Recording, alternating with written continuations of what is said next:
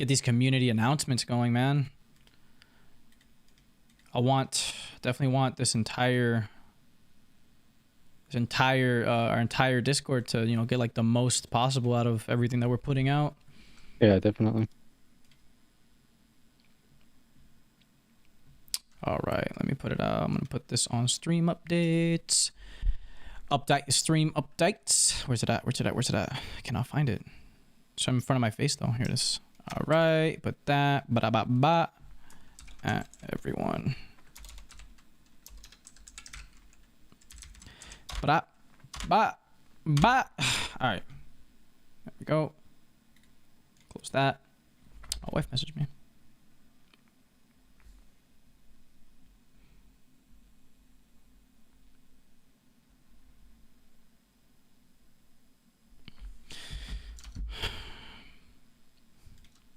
$13 viewers. Hey guys, what's up? We got Nair. What's up, man? Dier, how you doing, brother? Clay, Eduardo, what's up, man?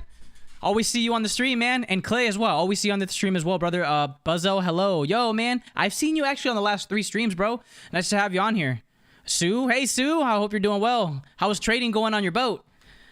Bar non-off grid. What is good, everyone? Guys, this is a community announcement / community update. This is a different stream than usual. We're gonna get to know you guys a little bit better. We're gonna be more active. Try to make sure you guys are trading safely. Any questions you guys need answered, we can answer every single last one down to the T. And if it's not the T, it's the U. And if it's not the U, it's the V. And what rhymes with V? B. And what starts with B? Bitcoin Brad.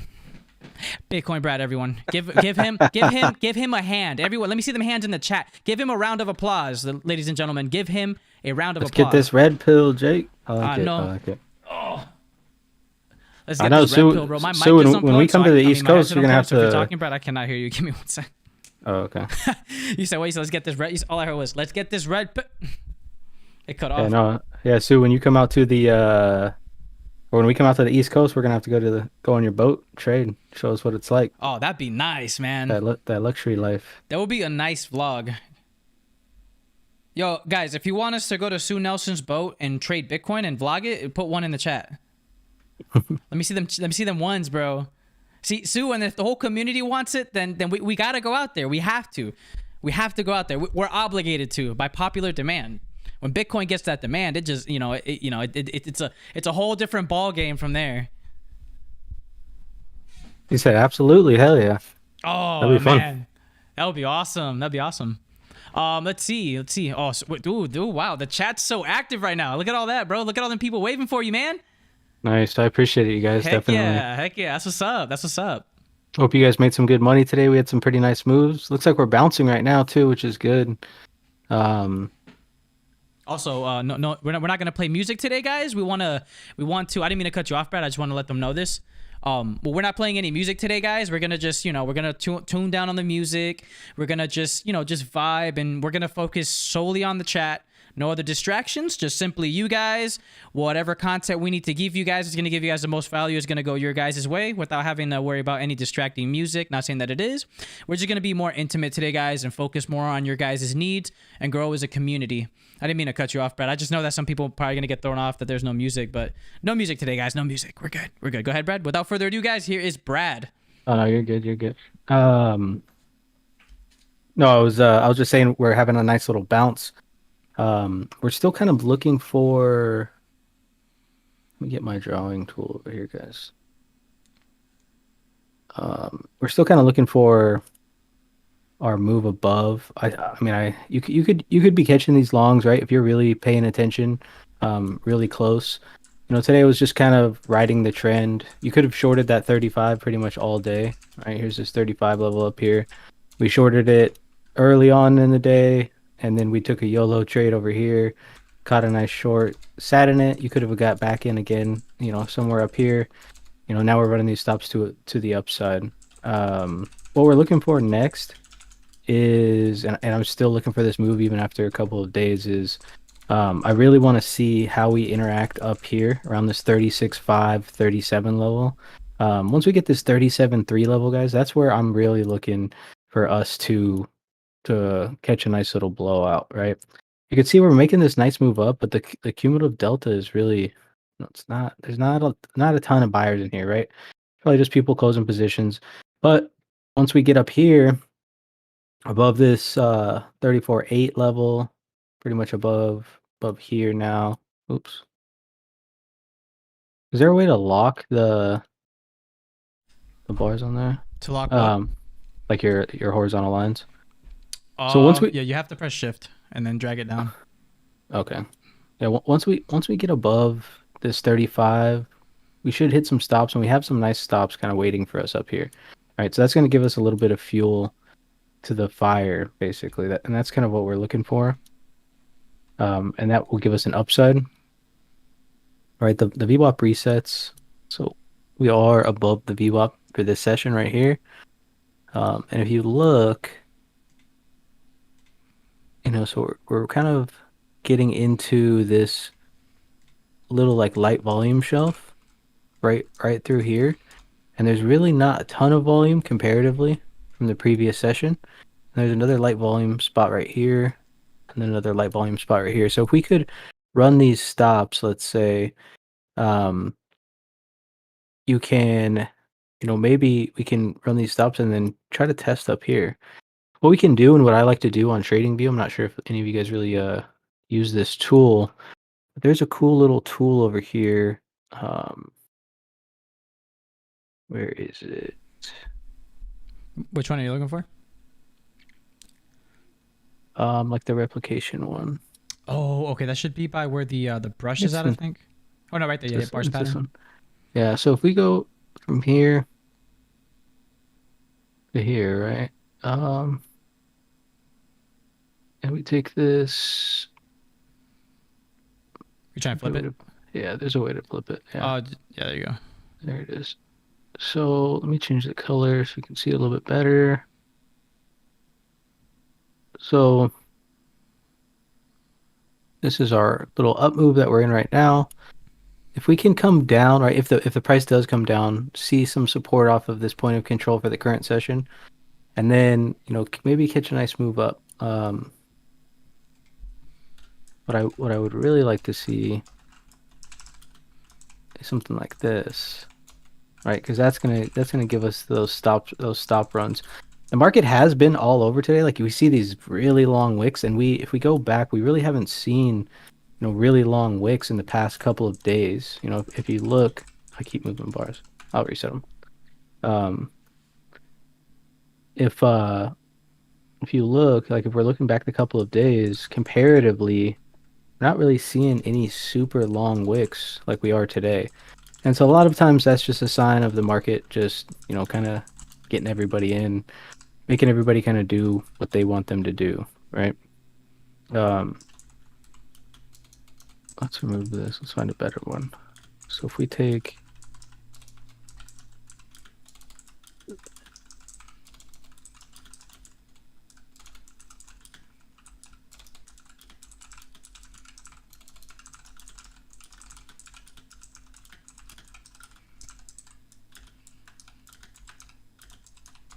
almost had it.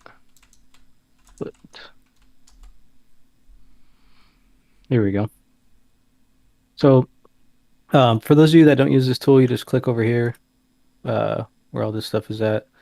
And then you go to bars pattern, and you can just copy a bar pattern. And the patterns do repeat themselves, right? Because most of the time, especially on the weekends, everything's being traded by algos. So that's sometimes like sometimes we can see some price action. Like look at this price action and this price action. They're very similar. If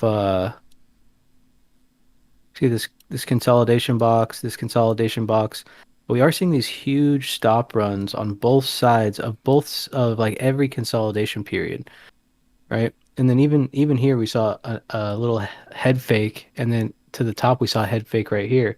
And that's just kind of the market makers just kind of having a little bit of fun with us, right? They're just kind of buying us all in, or trying to get us all stopped out, or trying to get us nervous of closing the position, right?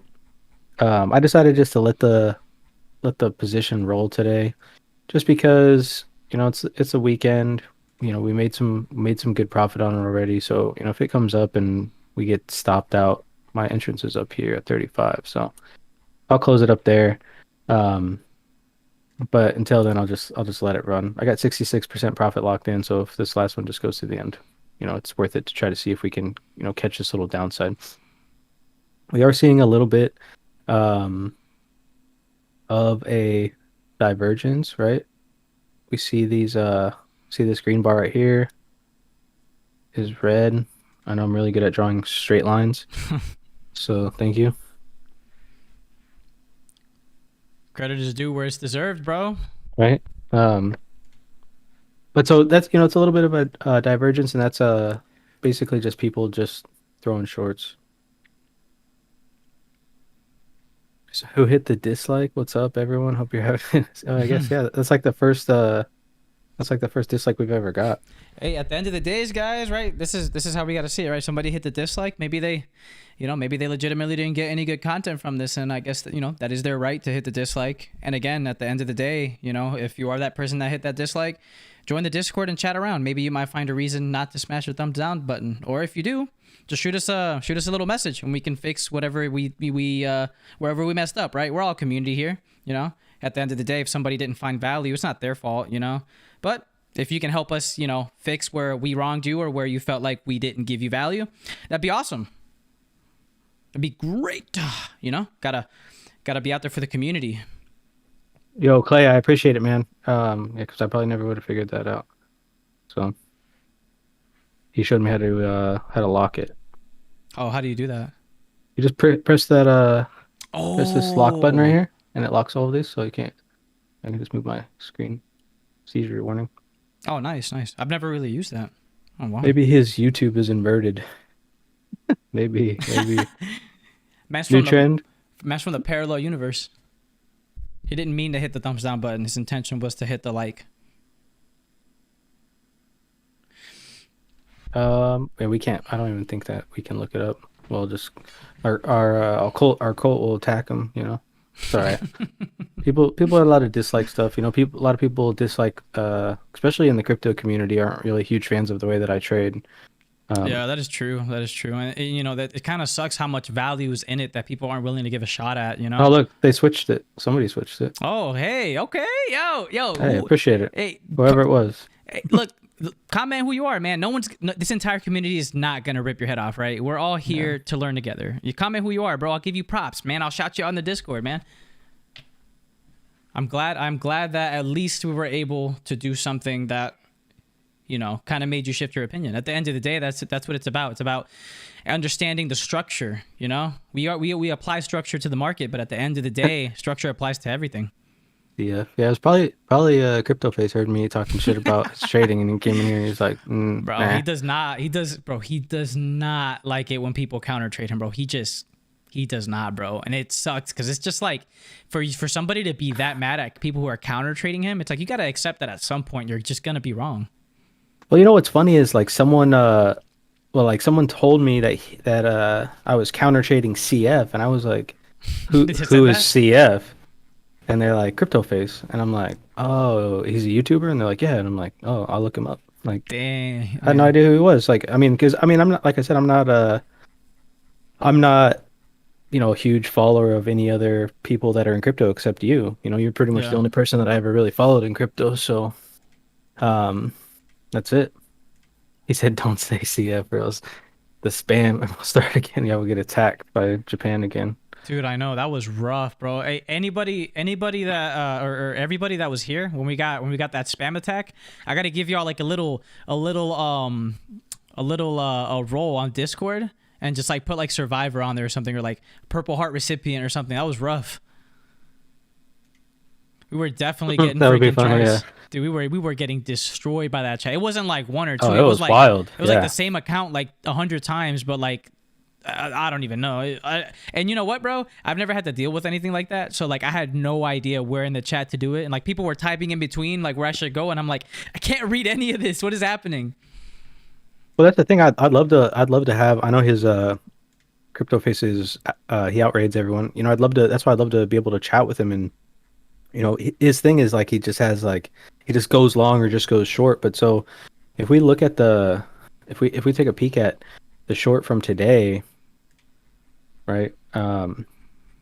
We shorted this morning, right? I took a short. I think I took a short here. It came down a little bit. I took a little bit of profit. It went up, but I was, making breakfast for my kid, and you got to measure everything because he's got diabetes and stuff, and I got stopped out. And then, thanks to you, wonderful people, you guys were like, nah, bro, we're going down. Let's everyone click the button. Everyone click the button, right? Um, I think we were up at 35. Where were we at? I think it was back up here. Yeah, because I think I got stopped out on the way up. Um, and yeah, I think we might have nailed that top, guys, pretty much. Um, and so I just YOLO'd back in, and we had that nice down. We came back up. We weren't able to break. I held right there, finger on the trigger just in case. Me and Midnight, right? If Midnight's in the chat, right? We were getting ready for this. We actually had a nice dump, and then now we're starting to see this nice reverse action. And then where's my man Bitbeard? He loves these patterns right here. I told him he should change his name to Head and Shoulders because um you know that's he's always posting this Head and Shoulders pattern, and it worked twice today. His Head and Shoulders pattern worked twice today, so it was pretty cool. Um, Byron said it's funny that people would think that anybody would counter trade them. I trade the charts, not against anyone. Exactly. Like, Yes, bro. Yes. and if you're trying to counter trade anyone, Midnight, there you are, bro. Um, there's no point, right? Because like I said, the market maker decides to build his position down here. He trapped a bunch of shorts as we posted. Midnight and I were looking at this. He trapped like I don't know, millions of shorts. Where's the let me see. I posted the picture of the up close and personal of it. Um, he trapped over 1 million shorts down here, right? They were just selling, selling, selling, couldn't get down. So the market maker moved back above the POC, and this is the level that I told you guys to watch. If we get back above the POC after we came down, then we're probably going to go back up, right? Um, I'm sure Midnight's probably in the trade. He's a little dirty scalper like me, so he's probably in this long trade. He was in this long trade. He took the short trade, and now he's back in the long trade. That's awesome. But once we got above the POC, that showed that the market makers had their full position. So now they're going to move it up, and now they're selling it, right? And what they're looking for is for people to jump on board. And if people can jump on board to buy more, then they'll continue to move price up. But if what's up? Look at the YouTube. Just What? like pop open the YouTube on your screen and look at it. Look at what I did. Like That's- picture in picture in picture. No. It should refresh. I know it's a little delayed. Oh, Do you with see the it? yeah, I just wanted to put that on there while you're talking. My bad. Go ahead. the Nemo. Yeah. Um, but yeah, so we're up here, right? We weren't able to take this high up here, and so that's going to be the next level, the next key level of interest. If depending upon how this bar forms, if we can, get up there and try to push that high, we'll see. We're out of value. The value area is down here, so we'll see. We are right above the VWAP as well. We do have a nice little selling tail, so price did look above, but didn't really push out. So we want to see if we can find buyers here. It's what the market maker is looking for. And I've been messing with this, right? Because I know you guys want a class on this, and I will be putting a course together on this. And then what we're gonna do, I think we're gonna do like a nice personal raffle for like maybe 20 people or something like that. That way we can have you guys all on Zoom and have you on voice, because I know sometimes it's hard to relate your questions through text or through typing. And we'll have 20 people in, and we'll hold like a nice personal Zoom session, and I'll lead you guys through this chart, how to read it, things like that. That way, you guys can get a full understanding of it. But one of the cool things that I was messing around with today is that you can change this over to the imbalance. And if we zoom in, you can see, where the big size is coming in. And what you want to do is kind of just try to match it up to see where it's coming at. And you see the black shaded background is a buy imbalance. The red shaded background is a sell imbalance. Right. So these are things that are traded on the bid, and these are things that are traded on the ask. One thing I will tell you guys to be careful of is when you're looking at a footprint chart, a lot of times people with big size will trade on, like you'll see a lot of sell orders coming in. Like if we look down here where we saw all those trapped sellers, um, where is it? It's right here. So you see how this is 863K and zero, right? So what that is showing us is trapped sellers or what'd you call it? Midnight? He called it something else. Absorption, right? He called it absorption, which is basically, I mean, it's very, very similar. So what's happening is you're seeing this 863 sellers and, only 118K buyers because well, actually trades like this, but, because it doesn't compare straight across, guys. It compares diagonally on the way up, just so you guys know. But so what's happening down here is this 863, what looks like a big sell order, and if you're right here, you're thinking like, "Ooh, I need to sell this because we're about to pop," right? And then we reverse, and then you see this big sell order down here, big sell order down here. What a lot of times what these big players are doing is they're buying on the bid, and so it shows up on the footprint as a sell order, but actually it's buyers hiding their position, right? So that's something definitely to pay attention to. It does happen quite often, so definitely take a peek at it, right? And most of the time in a strong selling bar, we'll see a lot of sellers come in at the top of the bar, right? So like notice how we saw, and if we put on the candles, color candle, right? So if we put on the candles, this candle just happens to be, I have the white candles are up candles and the black candles are the down candles. So as soon as this bar opened up, it came up and you saw selling come in at the top and then we came back down, right? And then you saw these sellers try to sell here and now they're trapped, right? So where's their stop? Stops up here, stops up here. And you want to see if they're going to be able to hold this price or if we're going to get some more sellers on board.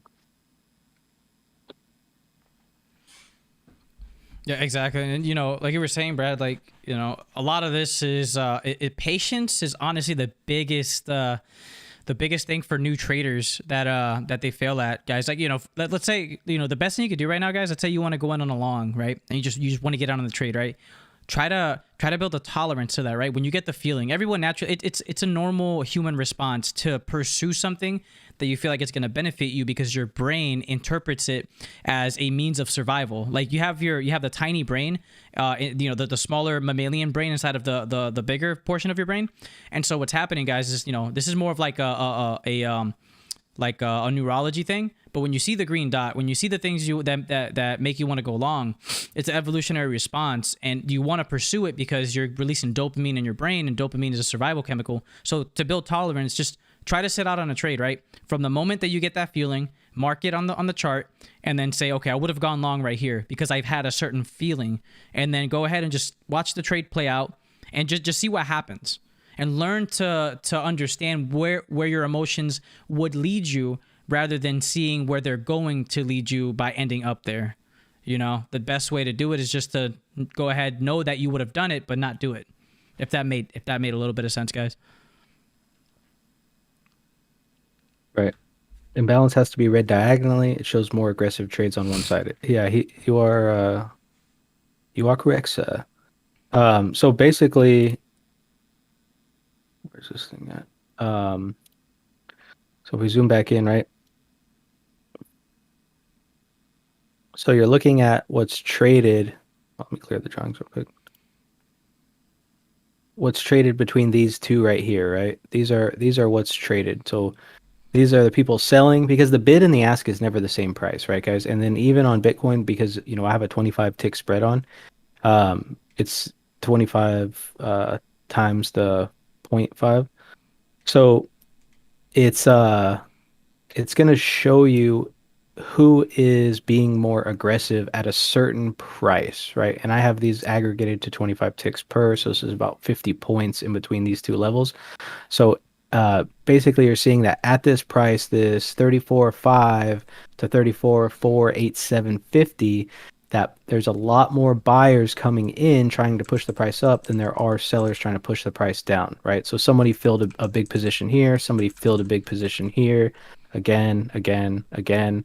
Right, we're seeing a zero print right here, and now we're seeing buyers, really try to push this thing up. What time is it? 8:50. So we've got about 10 minutes left till this bar forms.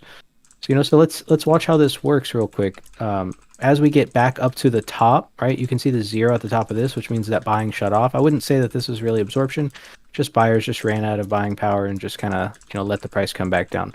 But we are seeing a lot of buying up here, and so boom, right, and see how that happens, guys. That stops. That's all stops. That's all that is. We pop up, and that stops. So when you see the price hesitating at the top of the bar, a lot of people ask me like when I like to get in. I like to get in right there, right. Try to time it right before the pop. And the thing is you got to be understanding that if it doesn't pop, that you're gonna just take a quick loss, right? So let's say price is right here before it pops. You get in, right? You're waiting for it. It doesn't pop, then you close it, right? Your stop loss, your stop loss is down here somewhere, just in case it has a rip down. But you don't let it come all the way down to your stop, thinking that it's gonna go like this. Just close it, right? And then let it try to come back up. That's what you're looking for. This is exactly that's why it was interesting to watch Midnight's post, because like I said, it seems that he trades very similar to me, and I like that. Um, and so the next target is going to be up here, right? So we got some juice. We ran these stops to the upside, and now we want to see if these buyers are going to hold this level. You saw them stack, and now you're seeing sellers come in, pretty heavy right here. See, all these sellers are trying to hold price down. But if there's not enough selling that's going to come in, what's going to happen is we're just going to keep going up. And so if we zoom back a little bit, right, we're getting back to that spot that we've been basically failing at all day to the upside. So, this could be that 3 times the charm thing. Price came down, popped back up, couldn't hold that 35, came back down, popped back up, came back down even lower, pop back up. So now we're kind of putting in, this one is almost exact, which is why the move was so drastic, because buyers literally just had to give up, and we had to go back down to find some more. Said only traded ES with the order book and tape, no chart. Yeah. So you could do that, especially when you're experienced, right? You've got a little bit more experience than most people. In the Discord, I could trade the ES, and a lot of times I do, just trade the ES like this. This is all you really need, because so think about this, guys. So here we go. We're getting a nice little push. Let's say you got in. You had a second chance to get in too, right? Let's say you missed that initial push. It came back down to here. Now you're in the long, right? Here's your first target. But let's say before that rip, right? You're looking to get up. Well, here's going to be your take profit 1, right? But you need to understand that about halfway, you've got to take some profit off the top. So we're at 348, right? And this is at 34, came up to about 349. So you've got about 100 points. So just be, and most of those stop runs are, around 100 points. So take like a little bit off of the top when that happens, right? Get yourself in the profit, and then what's going to happen is your entry is going to go from here to where's 100 points right here. That's what's going to happen. So you entered here, we spiked up, took a little bit of profit. Now your entry is down here, right? Does everyone understand how that works as well? So basically, what's happening is your entry is moving down here. So if it comes down, so let's say you didn't take any profit, or let's say you took some profit, but it comes down to here, then you'll just be at break even. You'll be at a zero influx in the trade. Guys, we have 64 concurrent viewers. If anybody here is new, we would appreciate it if you could please hit that like button, just so we can smash the YouTube algorithm, reach out other people, expand our community, and just tackle this together.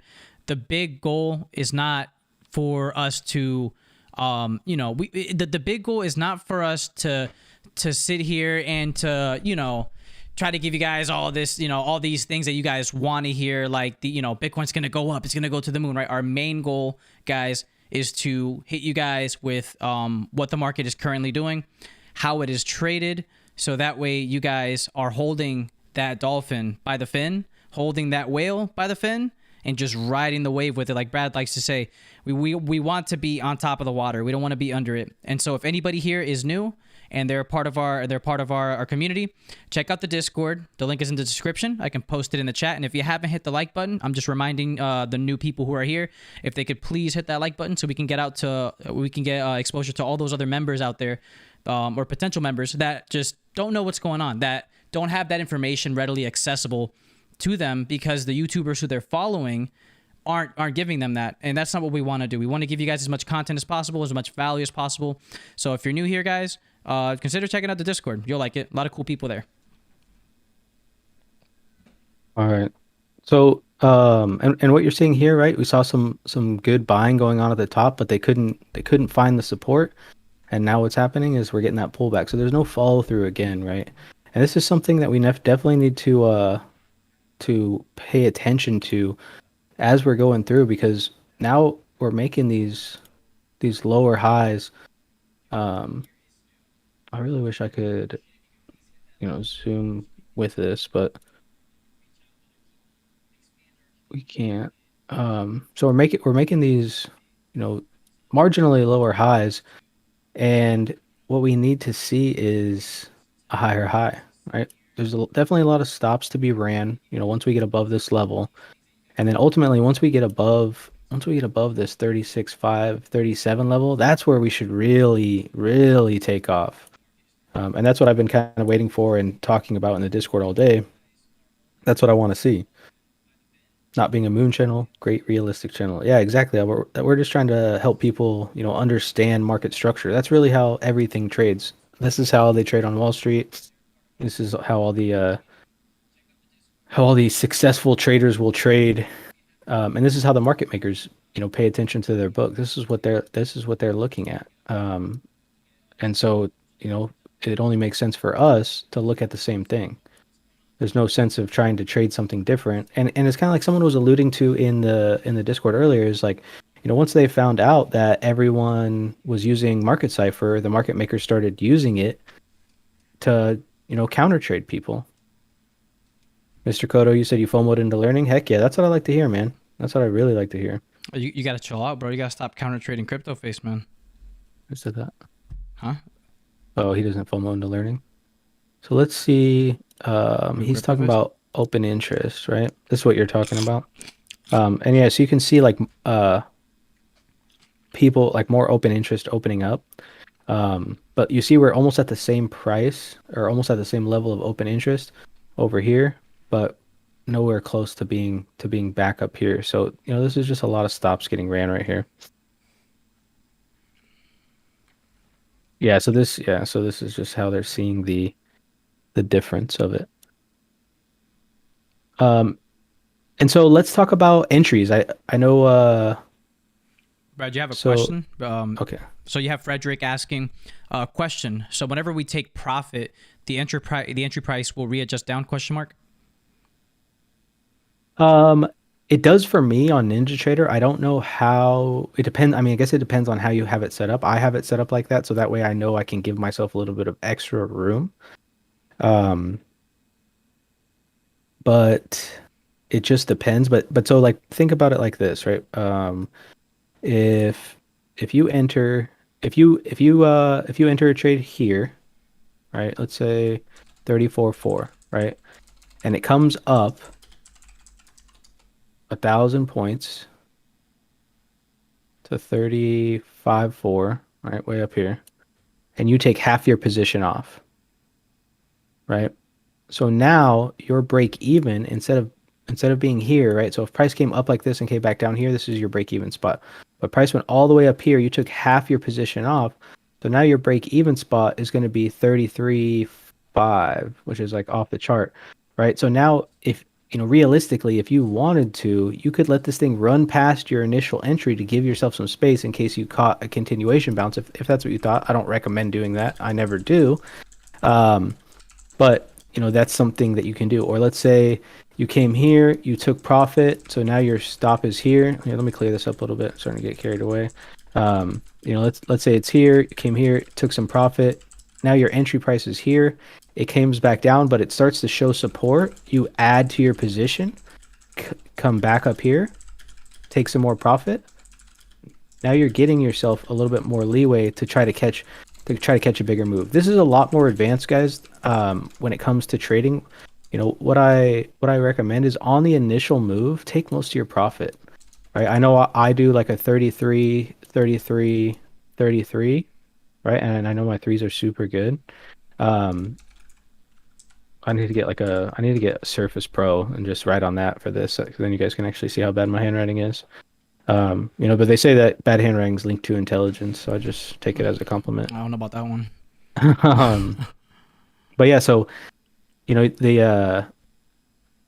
what I recommend is take that big chunk of take 50% of your profit, like when you hit your first target, take 50%, right? And then slowly, build yourself a little birthday cake, like I like to say, on the way up to, continue your tiers of profit. Take a little bit more, take a little bit more, take a little bit more, and then, just eat that last piece.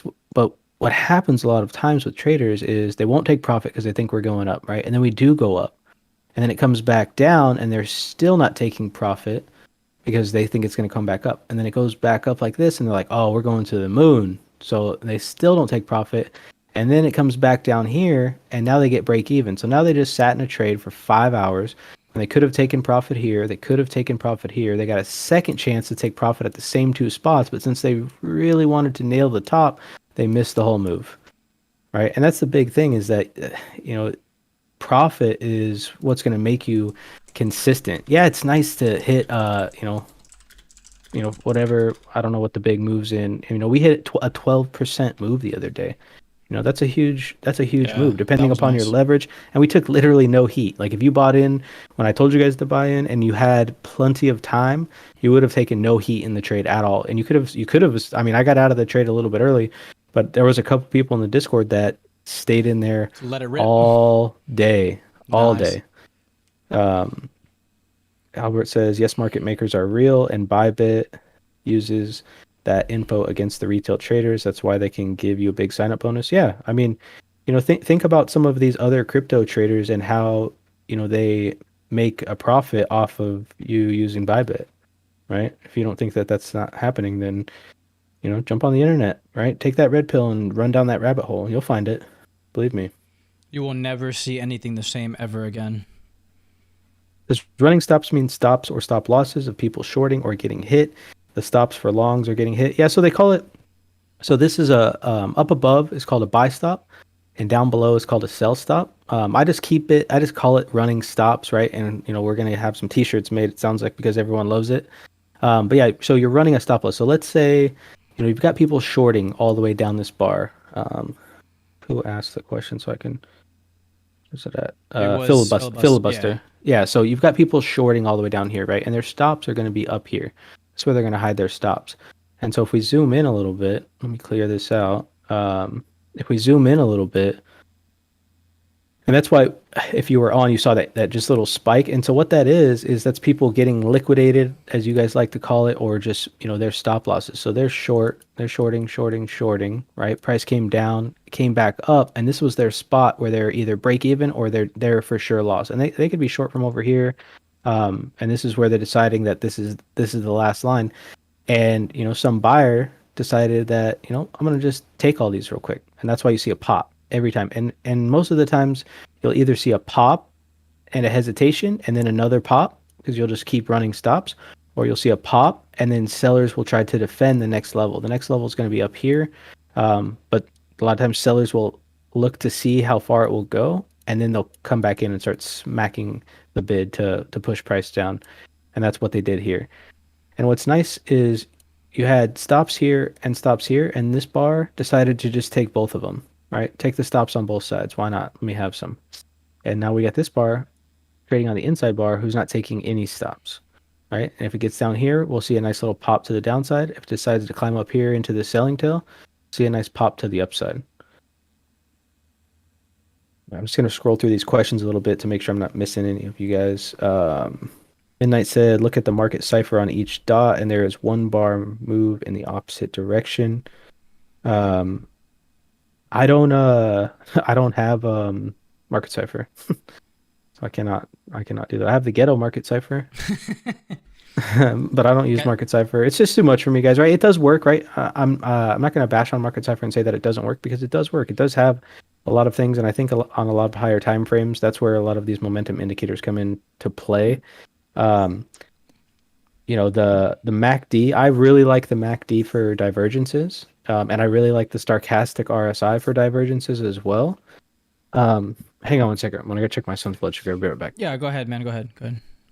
Brad has to go check his son's blood sugar, guys. So we'll just give him a minute, let him do what he gotta do. You know what I mean? But while he's gone, right? How's everybody doing? How are you guys doing in the chat? Hope you guys are having an amazing time, an amazing day, guys. An amazing day, an amazing day, an amazing night. Whatever you guys are doing, I hope you guys are just relaxing and just taking the time to absorb some good cryptocurrency knowledge. Maybe if I talk like this, I can actually become a little bit more intuitive in my decisions, right?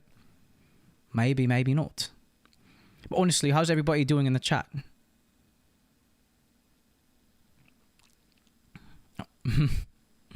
Midnight says, just don't forget to send us 10% of your portfolios. Oh, profits. Read that wrong. See, maybe I'm not so intuitive after all. It is wild trading out here, says scary sunburns. Yeah, it's a scary time. It's like driving in the wrong neighborhood, man. If you don't got the right people with you, you never know what's going to happen. Jared says, good, man, good. I'm glad you're having a great time, Jared. Tamaza, what does he mean, stochastics RSI? Oh, stochastics RSI is just the momentum indicator. If you look at Market Cipher, it's just the two top lines. Frederick says, thank you so much. Getting clear as you both keep speaking. Thank you. No problem, Frederick.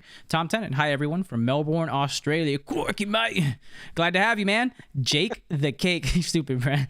Jake the Cake, daily dose. Hey, man, you gotta take your daily dose of, you gotta take your daily dose of the red pill. And so look, when you take the red pill, you're not supposed to take, look, guys, I'm gonna say this once on stream, right? You're not supposed to take the whole pill. If you take the whole pill, you're gonna have to go to the ER, and that's not gonna be a good day because you're probably gonna throw the pill up, it's gonna fall in the doctor's mouth, and then next thing you know, that doctor that you threw up on is gonna be the next market maker that's gonna counter trade you, and you just don't want that. We gotta keep the red pill within us, right? And then, when you find someone else, guys, when you find another person out there, right? Just break off a little bit of that red pill. Give him just a little bit of the red pill and then bring him over here. We'll get with Brad and he'll issue out some more red pills, right? But we got to use them wisely.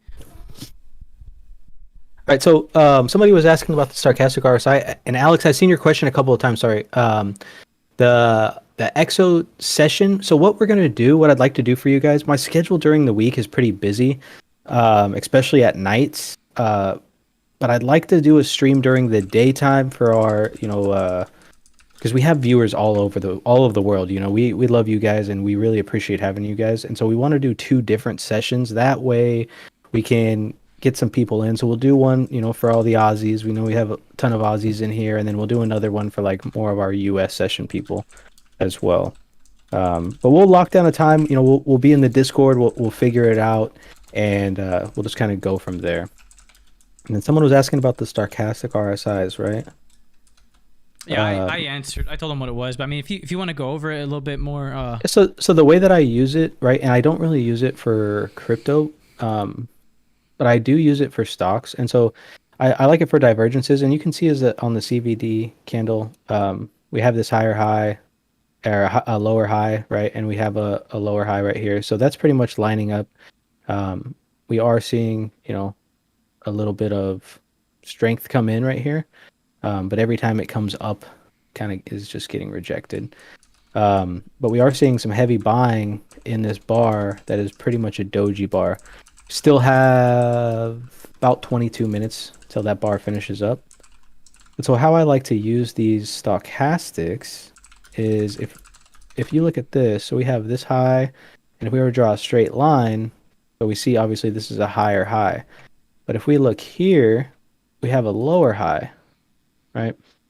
And so basically what the stochastics is doing is measuring momentum. And so this is kind of saying that momentum is getting oversold, I guess, right? Because that's what RSI is for oversold, overbought and oversold. So RSI is kind of, we're kind of running out of buyers up here. And that's not to say that it can't just stay up here forever, right? Because it can. I have a friend that used to be a market maker, and he said that one time he kept a stock at an RSI 3 a.m. What was that? It was like 80 for, he said, for months or something like that, right?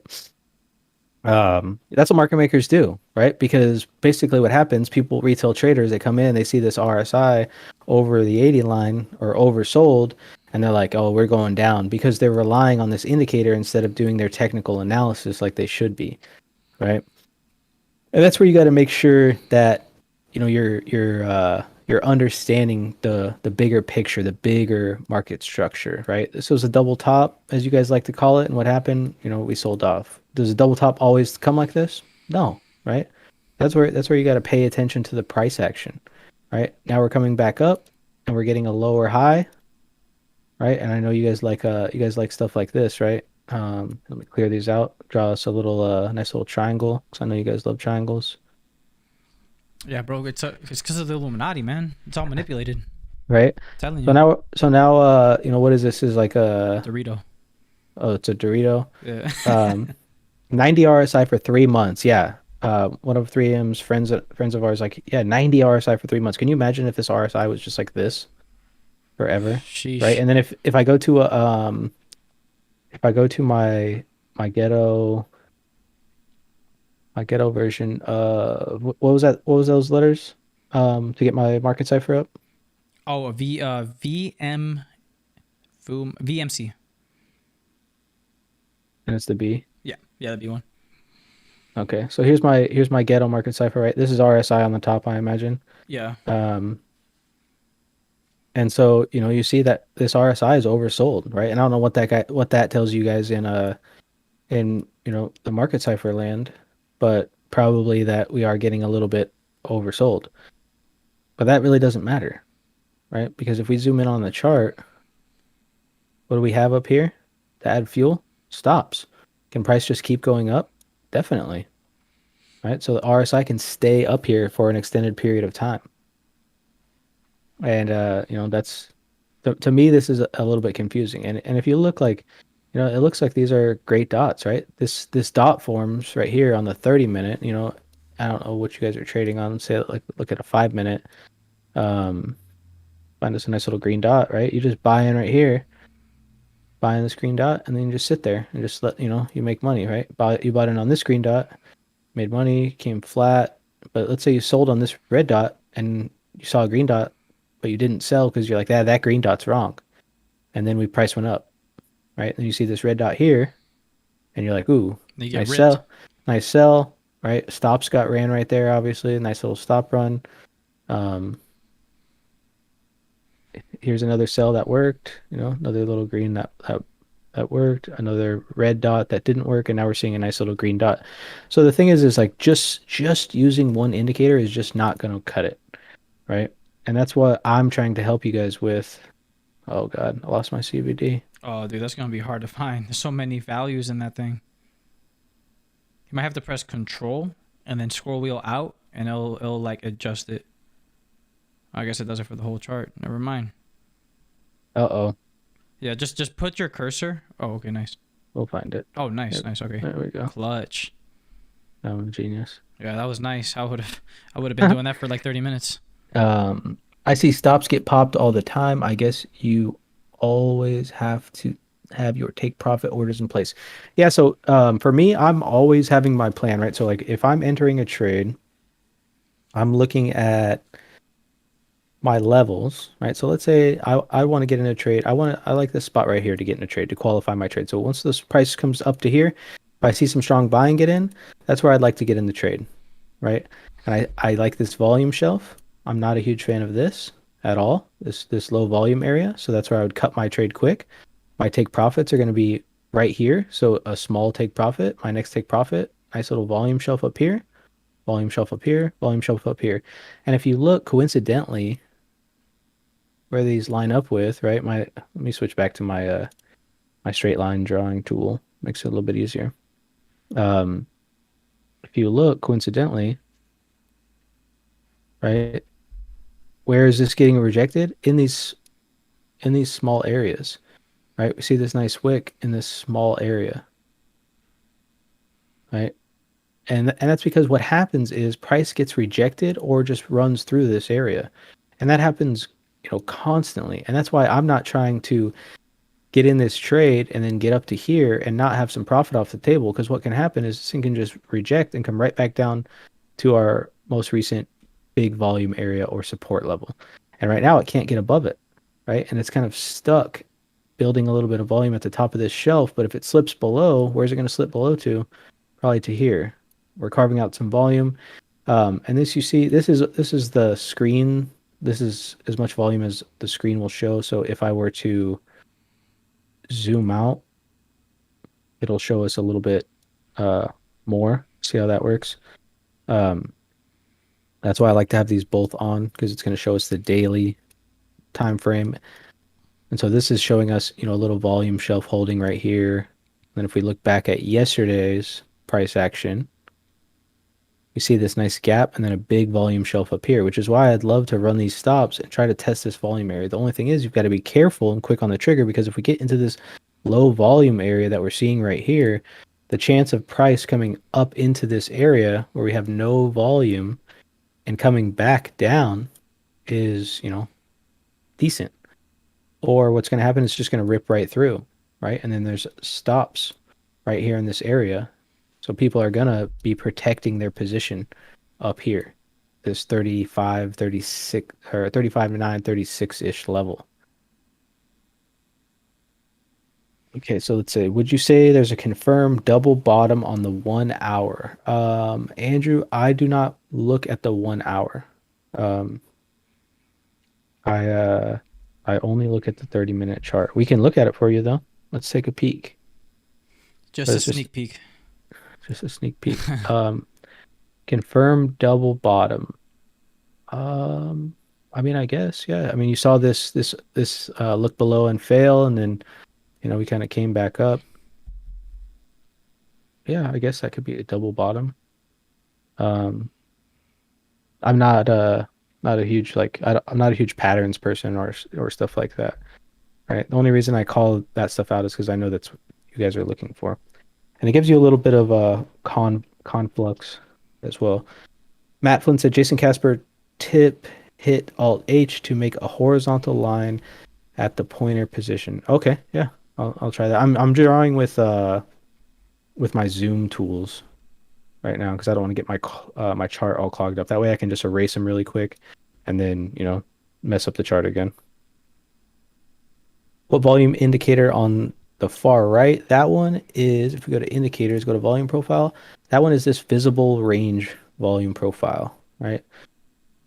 So you just click on here, and this is how I have it set up. I changed the colors because I just want to see the white and the blue. It'll overlay them if you want to see up volume versus down volume, but honestly, that's not. To me, it's just not very important. You know what I mean? Like you just don't really need to see that stuff.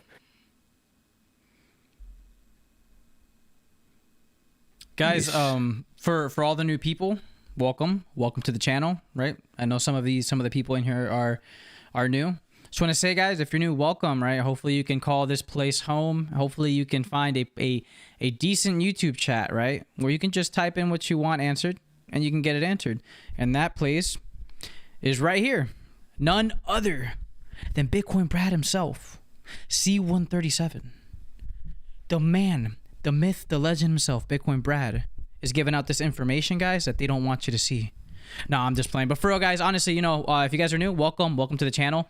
I'm C137. Brad is the educationer, what's the word? I'm drawing a blank. What's the word I'm looking for here?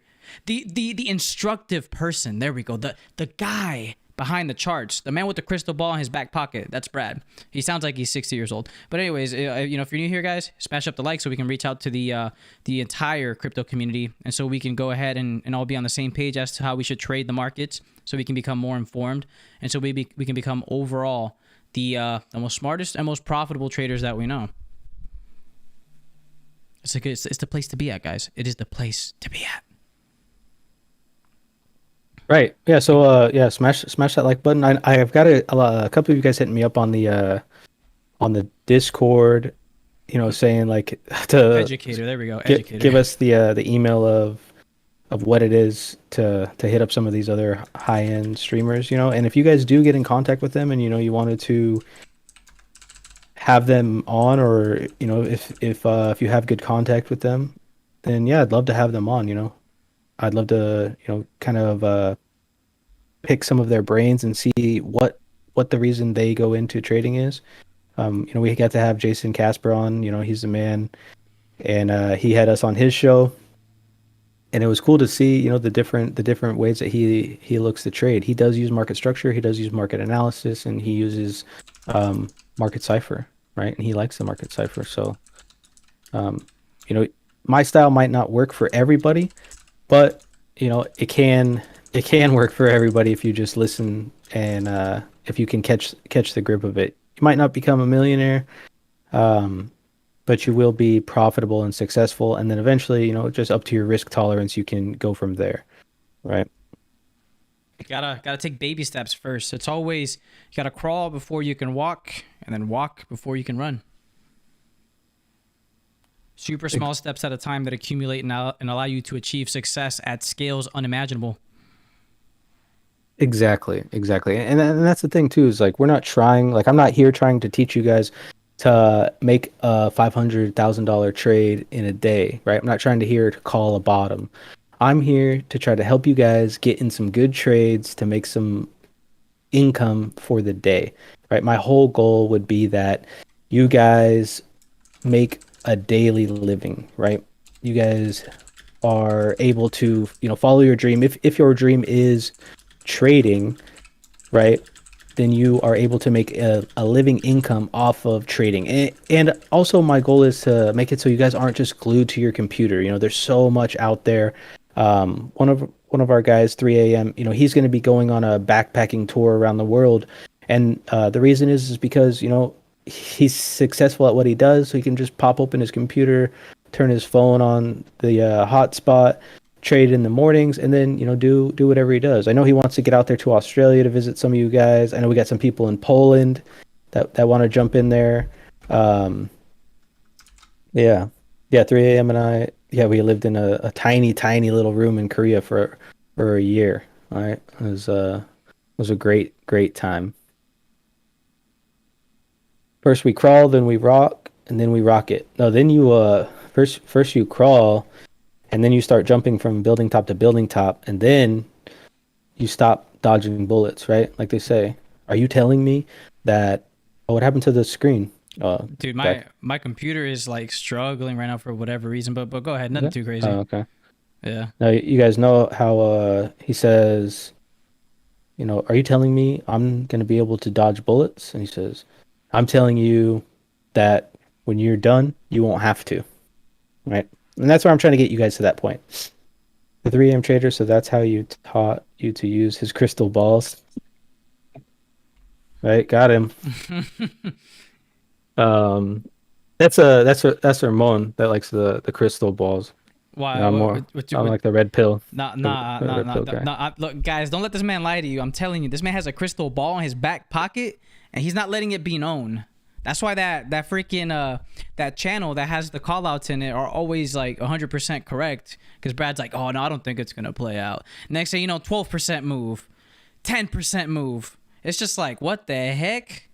Nah, bro, where's it at, bro? Guys, it's just the red pill. There's no crystal ball. You just take the red pill, and you know we just get in there and just start beating up, you know, Mr. Smith. All right, just rip that thing out of the ground, start smacking all the replicated Mr. Smiths around, and you know we just keep going up. It's yeet after yeet, Um, bro. and when I say up, I mean like on our P&L, because obviously price is not helping us go up. Yeah, Jared said he just watched The Matrix, right? I like to watch The Matrix at least once a week, man. It's my favorite movie. You know, it's just so good, and it's so much deeper than you know, just an action movie. I'll probably watch it tonight, dude. I'm pretty pumped up right now. Yeah, bro, you trying to see the red pill in action? Question: what is the meaning of the red pill? Frederick, have you ever seen the movie The Matrix? If not, you know, It, you it need is to. here. What is the red pill? Tom I says. I was Where, gonna go ahead, go ahead, go oh, ahead. I was gonna explain this, but you can go ahead. no, go ahead. Go Oh, ahead. okay, You're okay, good. I got you. Yeah. The red pill is a a mind-altering substance that allows you to process the data that the markets are giving you at an effective rate, making you become a profitable trader throughout time, only distributed here at the C137 YouTube. That is what the red pill is. Except you don't take it physically. You take it mentally. And then from there, you stack them gains. And then what do? You don't buy the Lambos. You don't go out there and you don't flex the lifestyle. You know what you do? At the end of the day, the red pill changes your entire life. And you know what?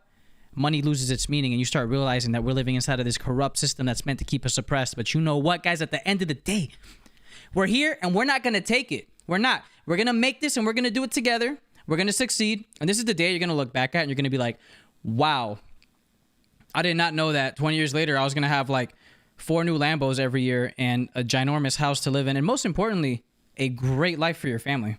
That's where it starts, is now. That's the moment, guys. Gotta live it, gotta prepare for the future, project the future, how to become profitable in the future, but capitalize on the present and maximize every opportunity possible. And here in this YouTube, we're all about being in the present, but worrying and projecting the future, guys. That's what it's about. So I had to hit that, Brad. I had to. Okay. I had to. So basically, The Red Pill is a movie from The Matrix. For those of you guys that haven't seen The Matrix, right? You need to do it tonight. Discredited me. Whatever time it is, wherever you're at, right? I promise you, you just need to see it, right? And then watch it again, and then just watch it every day for like a month, and you'll just love it, right? And if you don't like it, watch it again because you probably just don't understand what's going on. And so the red pill is basically something that I'm issuing to you guys, right? And it's basically unlocking your brain so you can understand what's actually going on, right? So you guys look at the world, you see a picture. The picture that you guys see a lot is this one, right? Look how ugly this fucking fish is, guys. It's called an angler fish.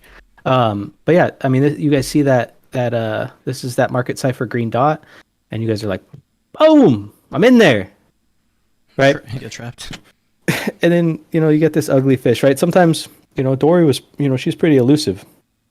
She swims away. That's because she cuts her losses short, right? But Marlin over here, he's a super cautious fish. So he doesn't get trapped in there a lot either, and that's what you got to be like, right? Fight Club is an awesome movie. I do love that. Watching Matrix for 30 days in a row. I love it. He said, what the fuck are you doing? Bro, I love that movie, bro. It's so good. Learning trading. Exactly. Anyone's telling you, like, bro, didn't you watch that yesterday? Be like, yeah. Yeah. And then you get on the computer and you're like, see my P&L, right? See my success rate rise. That's what you want to see. And so basically that's kind of what we're looking at. 3 a.m. said he wants to see some Ninja Trader. Let's see if we can pop it up for him.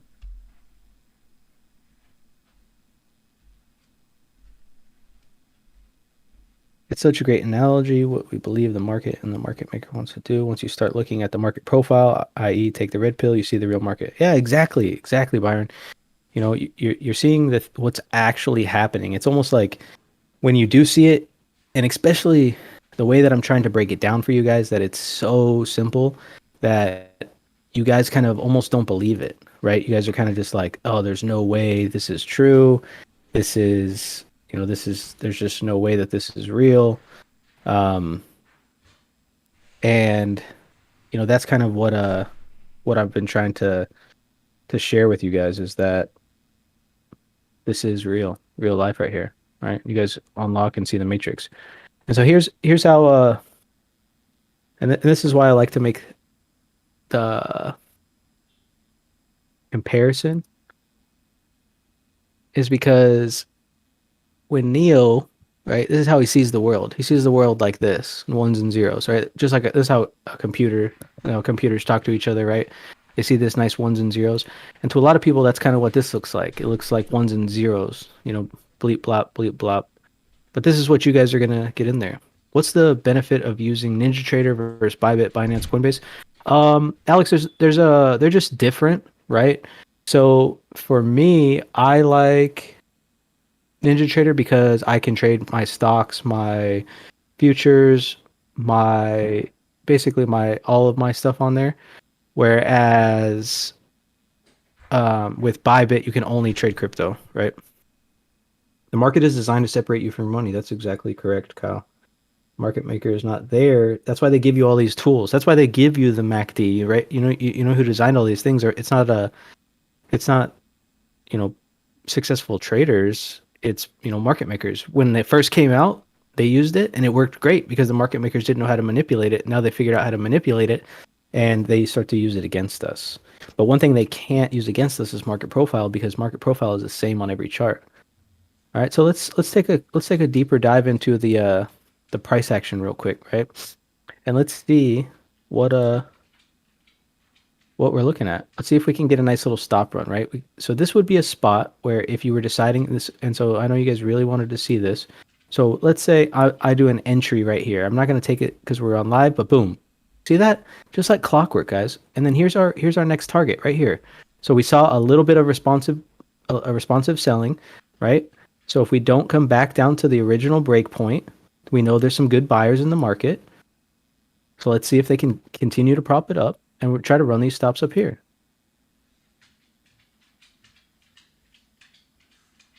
All right, some sellers are coming in. See if these buyers are coming back. There they go. So now we're going to see if these buyers got the gas to keep pushing us up. Right. And I know like I said, like, I've already taken my red pill for the day. I take a red pill every single day.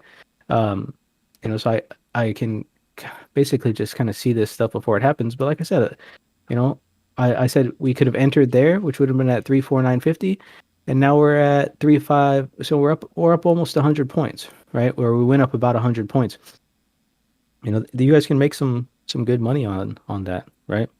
Wow, that red pill, it really went up. Oh my God. Yeah. I mean, that's just how it works. I actually recorded Jigsaw, Dom, and Tape. Look, boom, there's that second stop run, right? So if you smack that enter when I was saying that's where I like to get in right before we hit a stop run. We hit a nice stop run. We saw responsive buying, which tells us that we can keep some of our position instead of closing it. And now we just hit another stop run, right?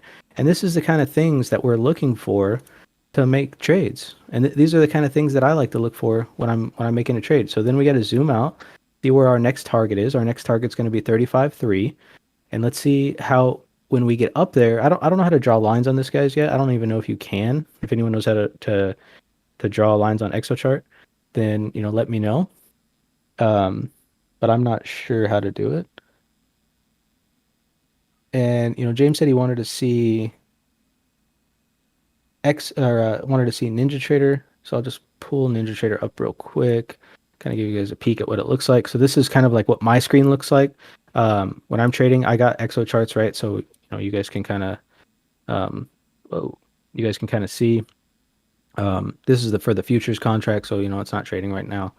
But this is basically what my screen looks like. It's a little bit easier for me too because I have a vertical monitor. And so, once you guys progress in your trading career, you guys can, get some other things. Damn, you know how to code? Order book is unreadable. Actually recorded Jigsaw, Dom, and Tape from cryptos. Order book is unreadable. Oh yeah, oh that's midnight, yeah.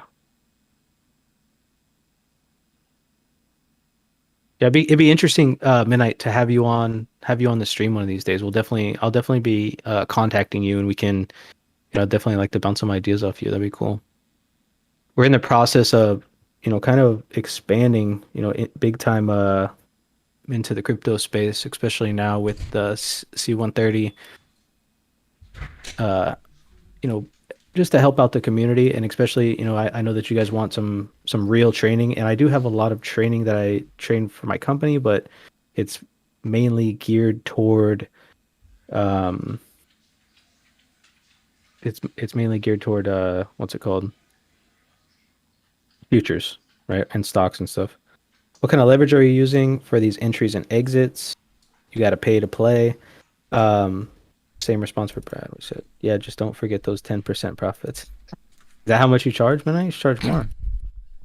Um, yeah, yeah, we hit midnight, and I hit a couple nice. I mean, I wasn't trading, but we hit a couple nice setups right there, right on the Discord, right in the chat. You know, if you guys were following, you definitely could have popped on, and you would have cut some nice Dude, moves. you want to know something, Brad? What's that? It really is crazy how many amazing traders there are, like in our Discord, that or in previous Discords that people in those other Discords wouldn't even like listen to, and a lot of these people know like a lot of valuable information.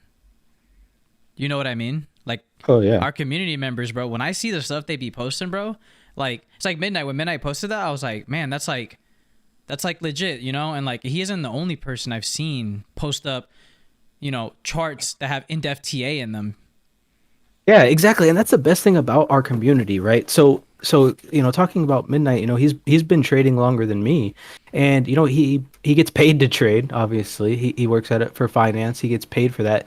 And he could be out here probably charging people for information, but with our Discord, we have such an altruistic community that we're just in here, right? Helping each other out so we can all make money, right? Because what's the goal, guys? The goal is to make an income, right? We're not trying to get rich in here. We're just trying to make an income. And then what's Exactly. going to happen? We start making this income, and then we can have our huge meetup, right? I would love. We almost have 1,000 people in the Discord. Can you imagine if we just, rented out a club for a night That'd be legit. as a community? Oh That'd man. be that'd be crazy, right? And that, I'd love something like that. What is a solid safe leverage? So, Michael, that's really going to depend on your account. But 1 to 2 times leverage is plenty, especially if you're new. I'm I'm actually gonna. paid for dev right now. I'm only trading for myself. Oh, okay, okay, cool. I mean, that's what matters. It's coming down again. Um, it's coming down, but so what we're looking for here, right? If you're, let's say you're still in this long position, um, Midnight, did you take that stop run along? I'm sure you did. Um, Look to see if it'll hold these prior tops. Um, yeah, let's all hit Vegas. Yeah, I have a big hookup in Vegas too. So like if we were to stay, if we were to go to the club that's at the Bellagio, or there's one other club my buddy is has the VIP hookup access to. Yeah, I'd have to ask him what it's called. I can't remember. 3x leverage is the most I have a stomach for. Yeah, so especially when you have a smaller account, I mean, it's nice to hit like a 100x leverage and make a nice move, right? But what happens when you hit that 100x leverage and you go the other way, right? And you just get wrecked. It's just not worth it, right? The small consistent gains are going to add up. And the thing is, if you're hitting this leverage, right? Let's say you're hitting this 100% leverage, cutting your trade, you hit another 100% leverage, cutting your trade, but then it comes down and you're like, no, no, no, I've been winning, I need to win. And then it doesn't come up, it comes down, and now you just gave up your entire gains for the week, right? And I see it all the time in traders, especially new traders, that it just happens. Dude, for anyone using leverage up there, like the psychology behind that is actually kind of mind blowing. Like, you guys got to realize that you're artificially increasing your account by whatever multiplier they're offering you, and by doing so, it starts to pretty much it becomes a monetized way to tap into your own greed. Because if you're on a platform that offers leverage, there's no way that you're not going to try it, and there's no way that you're not going to hit a great move on leverage, and you're going to get a feel of what it's like to make a good amount of money in a short period of time. And it really just gets into your mindset, and your whole mentality changes. When in reality, like, let's say, whatever risk reward ratio you're taking, like, you got to realize you're multiplying that, and that the risk might not be as equal as the reward. It's just your perception of it. So your perception of what you have and what your risk plan, is already in play isn't what reality is going to be. And all you're doing is multiplying the possibility by whatever number you decide. So when it goes down hard, you know? Anthony Flores says music soon. Yeah, so we're trying to figure out.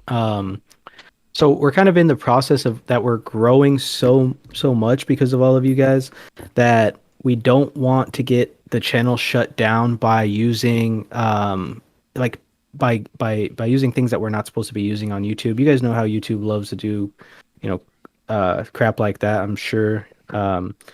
So we're just trying to be safe because we would hate to not be able to stream to all of you guys. just because YouTube decided, they didn't like the beat that we played. You know what I mean? So, and Yeah. especially if we're not able to post the video, like we might be able to run it live, but for those that didn't catch it live, it's always nice to jump back in there and watch the replay. And so, it'd be tough if that happened to us, and we're not really trying to have that happen. Yeah, and it really would I know suck. Kung Fu. I love it. It really would suck too because YouTube can block that content, and so it doesn't get to the people who want to watch it, even though it was on live. The whatever recording, whatever copyrighted portion was in the video, they'll block it out, which has happened to like when I first started streaming. That happened like my first 3 or 4 videos, and I'm just like, man, like what if this is like very valuable stuff and like guys can't get to it just because of the fact that I just played a certain tune on the stream? It's like, what the heck, like. There's so much stuff in here that people need to see. Like, it's not, screw your copyright claim, man. Like, Yeah, shadow banning is real. Yeah, definitely. It's just a pain. It's just, unfortunate for sure. But we'll get to the point. C130. He could make a little bit of music. So maybe we'll just start having imagine. some in-house music, right? Yeah. And, honestly, guys, with that being said, a lot of things well, not a lot of things. The only, like, really, the only thing that we're going to have to change up is I'm going to change my profile picture and my name.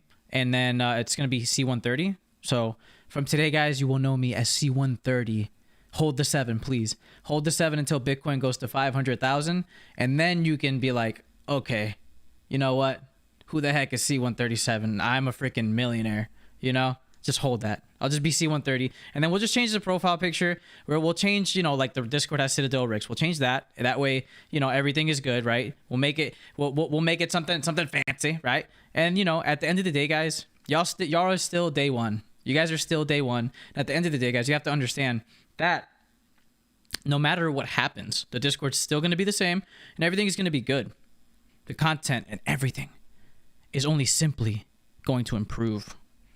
So just wanted you guys, right, to know that we're growing as you guys are growing. We have never been YouTubers, and we have a lot to learn. But where we will learn is from you guys. So whatever you guys have out there that you guys want us to do, any recommendations, please go in the Discord and post them on there, so we can just go ahead and deliver to you guys what you guys want. Instead of us having to go through trial and error, we can grow as a community and both grow together and really just get to hone down on our strengths and weaknesses and just make it.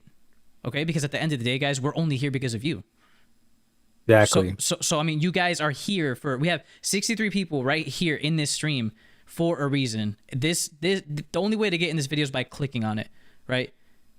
That's the crazy part, is that you guys are going to be some of the most profitable people you have ever met because you guys see value for what it is. You don't see a stream and say there's only 61 people. You guys pile in because it's like, okay, you know what? I need to mature as a trader and I need to reevaluate things. And that's why you're successful. You're already successful. And you guys don't notice it. A lot of you guys are like, I lost this much of my account, but you guys come back and you guys want to learn where you went wrong. That's where you make your money. You have to mess up. You have to. The only way to grow is to mess up so you know what it feels like and you understand what you did wrong, and you will never make that mistake as often. And as you keep making it, the possibility of doing it again will decrease. Right. And C130 feels that every day because he didn't sell at 60,000 I when I do, told bro. him to sell at 60,000. I, Like, but it's all part of the process, guys, right? It is. Like I've said, I've blown accounts. It's just been miserable, but it's all part of the process. Sunel says, "Hey Brad, can you clarify the difference between stops being ran or long trapping versus breakout? What signs are you looking for between them? Thanks." So when we're looking for stops getting ran, right? So the next set of stops, like if you see it like right where we stopped at the same spot again. And so normally when we stop at the same tick or within 1 to 2 ticks of a price level, what that's telling you is that we're having responsive selling, and that's why you're seeing this price move down. If you're looking for the trapped sellers, like I was talking about earlier, they were down here. And so what you're seeing is you're going to see heavy selling in a specific area, and price, there's no continuation, right? So we have heavy selling, no continuation, right? Again, heavy selling at the bottom of this candle, but no continuation, no juice, right? Again, heavy selling at the bottom of this continuation, or bottom of this bar, and no continuation, right? And so this is, absorption I like to call it trapped sellers. And basically, what this is showing you is that the market maker is building a position. He's buying all of this. He's buying all of this. He's buying all of this. Why? So he can move the price up and sell it up here, right? And that's what he's doing. And what happens is the reason we get on these nice runs is because people keep selling because some people just hate making money, right? And they just sell. They just like they just can't do it. They're like, no, we're going down, and so people sell. People sell again, right? And if we take a peek at the bottom of these bars, look at this. They're selling at the bottom of this bar. Price doesn't go down. More selling at the bottom of this bar, and right. And this was a nice little trap because we ran the stops of this bar. There was stops hiding, you know, right right below here there was stops, which is why we got this pop down. We couldn't get to the bottom of this bar, which tells you that there's not enough supply in the market, not enough selling, and people still decided it's gonna go, right? But you and I and most out there are not gonna, even some of the bigger people in the market, right, are not gonna put all their marbles in one basket to make a trade go down, right? Someone was saying that if we have 1 million subscribers, we can push the market down 1% if we all press sell at the same time. So that might be true. I have no idea. I've never done any research upon that. But some people just hate making money. Good one. They do, man. That's true. Like some people, like I've met traders that are just like they're so so the thing about being a good trader or a good risk manager that I like to consider myself is that you have to be unbiased, right? If you're biased and you have the need to be right, then you're gonna struggle for sure until you can get over that. Right. So what's happening is, you're getting people come in the market and they're selling. They're selling this market because they want to be right, because they want to take a picture and post it on something, Instagram or something, right? Being like, guys, look what I did, right? Um, you know, we'll start. I'll start a social media. I have a private social media, but I'll start a social It's media, gonna and if be you one guys, of you working out. I don't work out, waste of time. Um, but my workout's like playing basketball. That's how I work out. You But wild, bro. so I'm good at basketball, man. Really good. Yeah, no, I feel you. I'll cross you up, but go ahead, Brad. Say what you're saying. Let's ask about it. Anyways, but so basically, now I lost my train of thought. Way to go. No, you were talking Yeah, about let's how you were talking about see the you in social 30 media. days. This man, you're talking Okay. about the. So when yeah, you're right. So for my social media guys, what I like to post, right? Somebody sent me a message the other day that said like hey, Bitcoin Brad, I've been losing money for about 6 months now, and you really changed my eyes. This week I've made money every single day. And for me, that's the reason I do this. I don't like, I mean, we don't make any money off of this, first of all, but the real value for me is in the people, in the community. For you guys, like, for me to see you guys grow. And there was someone earlier that I was talking to on the Discord, and I could tell that they just are growing as a trader. And that's just, for me, that's what I like to see. I just love to see the progression, because the market maker just fucks over people like you and I every single day, every chance they get, right? Yeah. Um, Oh yeah. That's so did true. did Mark Douglas say that? Some people hate making money. He might have. I mean, I do love that book, Trading in the Zone. So I've read it a couple of times. Anyone that hasn't read it, should get it. C1 gonna break Brad's ankles? Nah, I'm bro. gonna cross C1 you up, doesn't. bro. He I'm gonna doesn't cross play you up, bro. basketball. He's a maybe if we're playing baseball. This Yeah. man got jokes. He's funny, huh? Ha ha But ha. Yeah, you you know guys, what, buddy? got to remember, I'm from the Bay Area. I basically grew up with a basketball in my hand. And you guys can ask 3 a.m. Why'd Trader. you We'd get go to crossed the up? Like, we'd go to the gym all the time, because 3 a.m. He's a pretty strong dude. And he'd be like, all right, let's do some bench press. I hit the bench press 1 or 2 times. I'm like, all right, dude, I don't want to get my muscles too tight. Got to keep this 3-pointer I rolling. So I feel like James can kill me in one punch, bro. yeah, it wouldn't be fun. Maybe one punch man. It wouldn't be fun to get punched by 3 a.m. That's for sure. That would be rough. So we had that nice stop run. That was a nice little move right here. Let's see. Uh 349 to 352. Yeah, nice little move. I like it. 3, 5, and 9. Replay the vid from the day before. Money is cool. I just want to be consistent. Right, exactly, Wait, Mr. where Cotto. are you seeing these chats? That's the point in the chat. Oh, mine's not updating. What the heck? But yeah, so that's what I'm looking for is for you guys just to be consistent, right? The point is, the point is not to have a really good trade and then, 10 shitty trades throughout the week and then you give back all your gains. What's the point in that, right? Just like for 3 a.m. and I, right? Typically him and I are on the computer every day. Well, around 5 a.m. my time. He kind of rolls in around 6, but he's in Hawaii, so it's a lot earlier for him.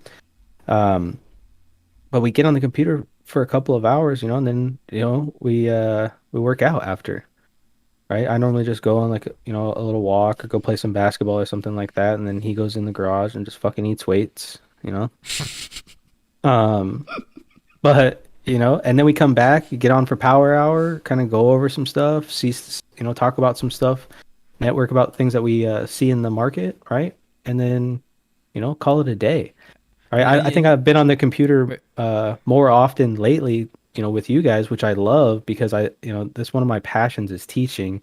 It's actually, especially when it comes to psychology, psychology is probably my favorite thing to teach, with you guys. So, it's where in the Bay Area. Originally, I'm from Antioch, if you know where that's at, JL. No, I'm still in California, but I'm not in the Bay Area anymore. I'm up north by Sacramento, even though some Sacramentoans or whatever you call them think that they're the Bay Area, but they're fucking not. So, Clay, you're consistently losing. What's going on, man? How can we help you? Shoot me a DM, right? Maybe we can go over some of your trades and maybe we can fix an issue that's going on with you. I'd love to help you out. yo, guys, we have 79 likes. That's crazy. Let's see if we can hit 100. This is like the furthest we've ever been in likes in a live stream. That's kind of that's kind of like a crazy experience. And then for everybody out there too, I'm sure you have friends and stuff that are not successful traders and they might be bullshitting with you, but be like, hey, check out this Discord or check out this stream, right? Send them over. Yeah, we're more than happy. The more the merrier. We're more than happy to help people out. We're so close to 1,000 people on our Discord, and once we get to 1,000, we're definitely gonna put something out. Alec K from San Jose. Okay, nice, nice. Look, I'm gonna hype it up a little bit. When the number 1,000 on the Discord gets triggered, it's game time. You know what I mean? It's everybody who was in here before that number 1,000. Y'all are in the green. Y'all made it. Y'all the ones. You know what I'm saying? Had to hype that up, bro. Tell y'all how it is, guys. You guys are the early adopters, right? We are going to definitely distinguish you guys from everyone else. We will know who every single one of you are. And honestly, I'm gonna issue out Discord tags to everyone who's here now, as letting you guys know that y'all the OGs. The original 1,000, right? Yeah.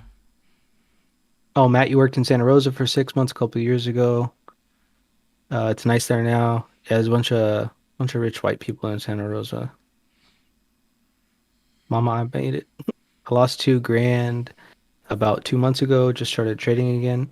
Yeah, we're glad to have you, Master. Hopefully, hopefully you can start to be consistent. You follow our style, and It's definitely will help you out. it's awesome that that you're coming to us in pretty much every trader has a healing process, like, you know what I mean, guys. Like, people talk about emotions and stuff, but like the emotions that we've had to deal with in the market, it's just some of the most intense emotions. That's why people don't make it. Certain people don't make it because of that. They're the emotions, they get pretty heated. You're in the middle of a trade and you got to do something, right? Like, whatever you got to do, something in life comes up, you just get heated. You're like, no way, like, I just got in on this, everything is ruined, right? The emotions are more amplified, but at the end of the day, we're gonna learn how to like capitalize on that. How to understand how to use that to your advantage. It be like that, you know. Yeah, definitely. What else you guys want to go over? Definitely some free time for sure. We got down here, we couldn't really run these stops. I'm definitely an OG, but just because I was an early adopter, but not just because I was an early adopter. I'm in the 1K. Sweet. Can I do spot trading to gain more? By spot trading, you mean like scalping there, DMTD? I'm assuming he's saying like I'm assuming he's saying what do you call it, Brad? I remember you were talking about it. I know exactly what it is. It's just there's different ways on how to say this. Revenge trading. So it's like, it's saying Oh, like if you take a okay. loss, go on a spot exchange and then try to like, I'm assuming that's what he meant. Because spot just refers to exchanges that you can trade like Bitcoin and like all these other altcoins and stuff for traders. Spot Okay, exchanges. the terminology is a bit above my level, particularly when you're on the footprint chart. Still don't understand much. Want to learn. Yeah, we're gonna make some videos for you. Dipping again with the confidence, hopefully down 4K profit and back to break even from late Feb due to the dip. But Brad, mate, you have given me real hope and real info to learn. Yeah, Buzz, I'm glad to help, man. Hopefully we can get you back up. Can you explain why many crypto channels say we shouldn't sell our crypto before the dip and just hold? It's because they don't know how to trade, Clay. That's why. It's called hodling in your guys' community, right? And I'm not saying it's a bad thing, but the thing is if you've bought in at 40,000, you depending upon your bank account size, you can only buy so much. You know what I mean? Like you can only average in so much. So the best thing to do would just be to make the right moves, right? If you bought in, let's say you bought in at 40K, well, when you're up at 60K, sometimes you got to realize gains, right? You can't just think that we're just going to go up forever. No market just goes straight up. Even Bitcoin on the way up, had really violent pullbacks, right? And that's because people are taking huge profit and there's a huge short position. Um, let's see. Uh, Question. I gotta read this one out because I was looking over, I saw it. Blaspheme, in the chat, he said that's right. You know who I am, LOL. Because I never knew how to say his name, bro, and I would always jack it up. But I got it right now because I just searched it up before I said it out loud. And it's funny how he came in the chat and said that because he probably thought I was gonna mess it up again. Oh man, I could never get that. I still had to search it up. Isn't that crazy? I had to go to the site and play it on my phone. Blaspheme. I used to say what? Blaspheme? Blasphemy? I didn't know how to say it. I've never heard of the word blaspheme before. Have you, Brad? Have you ever heard about that word? Blasphemy? No, blaspheme. It's a legitimate word. I had to search it up. What's the definition? It's I've like, heard of blasphemy. yeah, no, that's why I thought his name was. It's Oh. Blaspeme. So I was Oh, like, it's a V? no, it's a B. Oh, I gotta look at Here, it. I'll show you right now. I actually have it Yeah, popped up. yeah, shoot me a message. Okay. So it says speak irreverently about God or sacred things. And I've never Yeah, heard this definition or type in blasphemy, no, and it's the same definition. but this one's like it's all pronounced all weird, like blaspheme, like huh? Like I don't know, Maybe it's bro. a I only different got a language. I only got a high school. I'm only at a high school level for education, bro. And I joined the army, so I really don't know much. Okay, let's see. Filibuster says, how much time do you have between finding an entry and direction to trade, setting your limits? Just one 5 minute bar. So I don't trade on the 5 minute. I trade on the 30 minute, which is what this bar is right here. So you definitely have some time.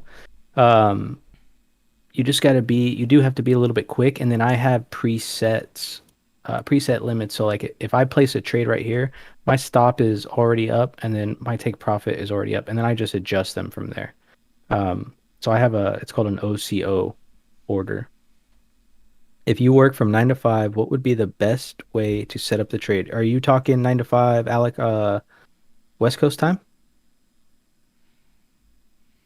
Uh, Better be 9 to 5. like short when it comes down and buy back. Exactly, DMTD. Yeah, just short the downs, buy the ups. Right. I was gonna say, yeah, I was hoping that it would have been 9 at night all the way till 5 in the morning, so that way, the best thing to be is a 3 a.m. trader. Feel me? Right. You see how I slid that in there? 3 a.m. trader, get it? You know what I'm saying? You're funny, bro.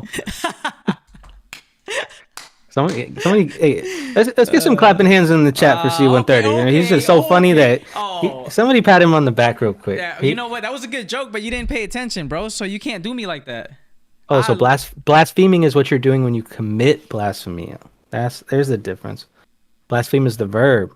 Okay. No, see, we're learning right here. Bro, I did not know that. So Sue said, where did her comment go? I hate this fucking thing. Pops. Let me pop the chat out so I can stop having to scroll it. She was talking about spot trading. So she said spot trading is like swing trading between different currencies. 1-to-1 is spot, so no leverage. Yeah. And so I think the original question is like, what's the difference between spot trading, I think, or what's the purpose of it? And so basically that's what we're doing when we trade in the futures market is we're spot trading. We're trading on margin, not leverage.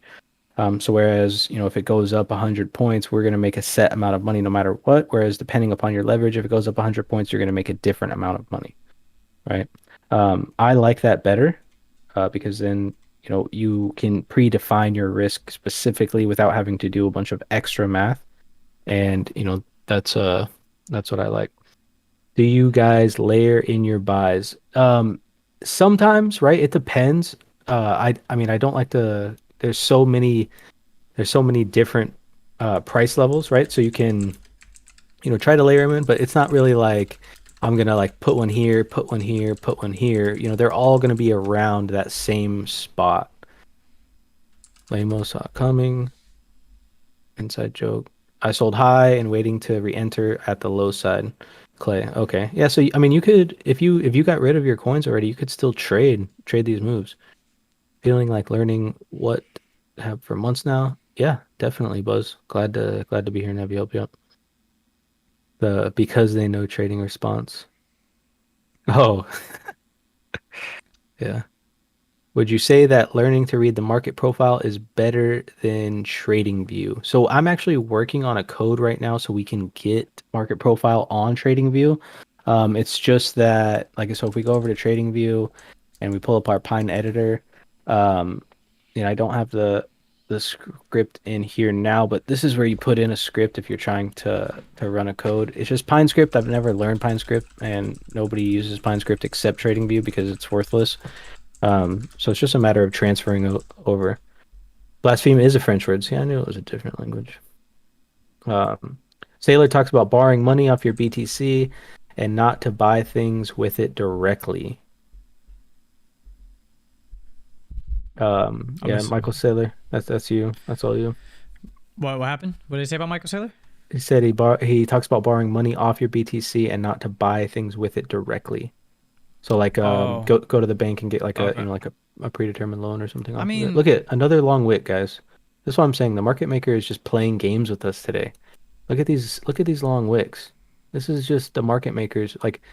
Sorry, I don't mean to interrupt, but these huge long wicks that we're putting in today. They're like no other day, right? Look at the price action for the past. Let's go back the past week. Even this wick right here is really not that big. This wick is not that big. It just looks big because it's not a bar. But you're talking huge wicks, and we're not seeing anything like that.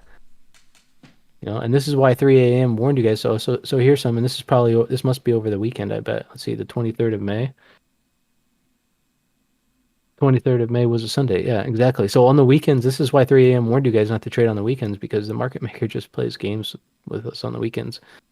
But yeah, sorry about that. Go ahead. Oh no, bro, you're good, bro. I mean, you know what I'm saying, bro? When you say something, I stop talking. I be listening. You be putting it out, bro. You be putting out all that information. So, no, I don't even remember what I was saying. I don't even. Yeah, honestly, do not know, bro. You're good, man. No, so the guy said. Oh, you talking about Michael Saylor borrowing against your BTC, and then. Okay. I mean, honestly, I just think that Bitcoin is gonna be something great in the future and stuff, but honestly, guys, I think if you're gonna buy and hodl, just buy and hodl. Don't worry about what Michael Saylor says or what anyone else says. I mean, like borrowing money against your positions, I mean, or whatever Bitcoin you have, like, yeah, it could be good because you get to keep, whatever Bitcoin you had, and just pay back what you would already be paying back, with a collateralized loan. But I mean, at the end of the day, Oh right? shit. I mean, at the end of the day, we're still early adopters, and so like, selling off a little bit of your Bitcoin, or selling off a good amount of your Bitcoin, right? It's really not going to be as drastic as people think it is, because you can always, we're in the bull run, right? So we are the early adopters to Bitcoin, and it means that we can become, better bull run participants the next time around, right? But if you never really like start taking money out of Bitcoin, never start realizing these gains and stuff, you're not really doing anything that's gonna get you there. You're just kind of like at the mercy of the market. By taking some profits, you're taking some control. That's the best way to put it. Is that a good way to put it, Brad? You know what I mean? You know what I mean? Like, at least then you're taking control of your money. Yeah, yeah, exactly. You don't want to just be, letting the market dictate what you're able to do, for sure. Yeah, because I mean, And so, then yeah. Go ahead. Sorry, no, you're good. so if we take a peek, here, guys, the bar opened up, and we can even just look, just like this.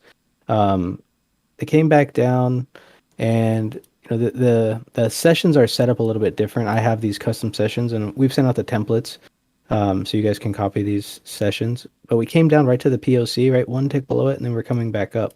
All right, we're about to break out of value area, and we're back to that level where we originally ran some stops.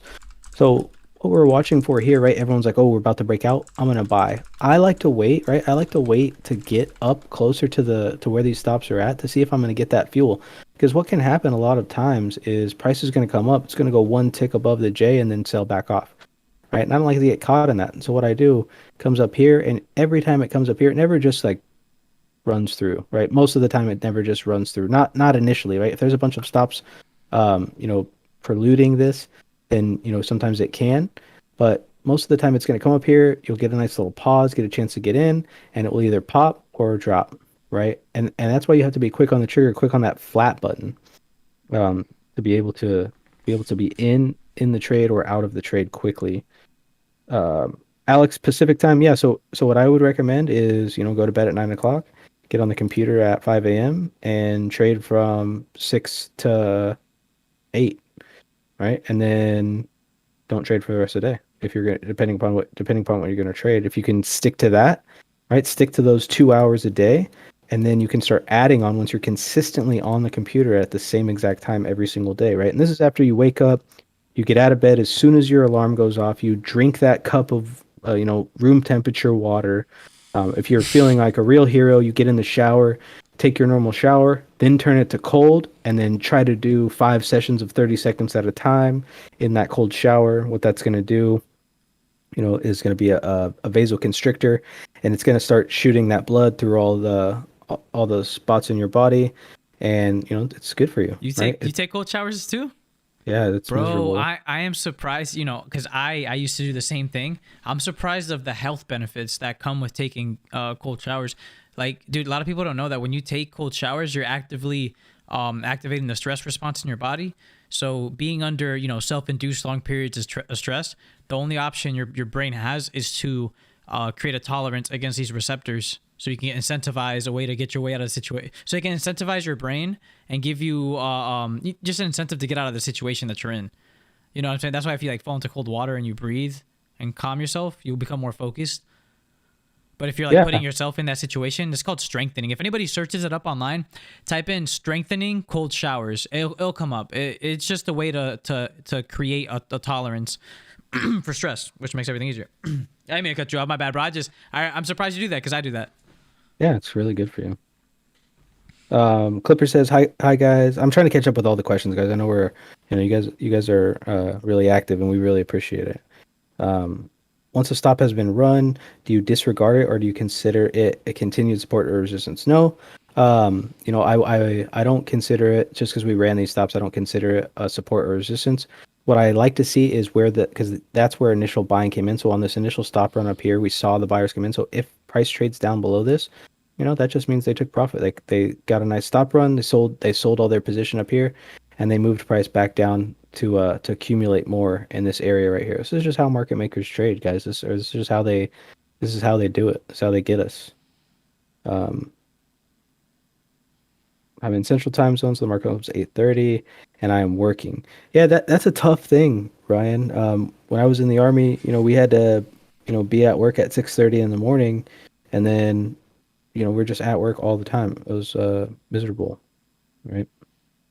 Oh, 09 to 1700 military time. There you go. Yeah. Um, let's see. Y'all wrong for putting those hands in the chat. Yeah, I appreciate it. He needed those little pats. Nah, bro, because my joke was funny. You just didn't react to it because you just wanted to seem like you're tough, which you're not. But Just want- maybe that's it. Not. You sound right. You're right.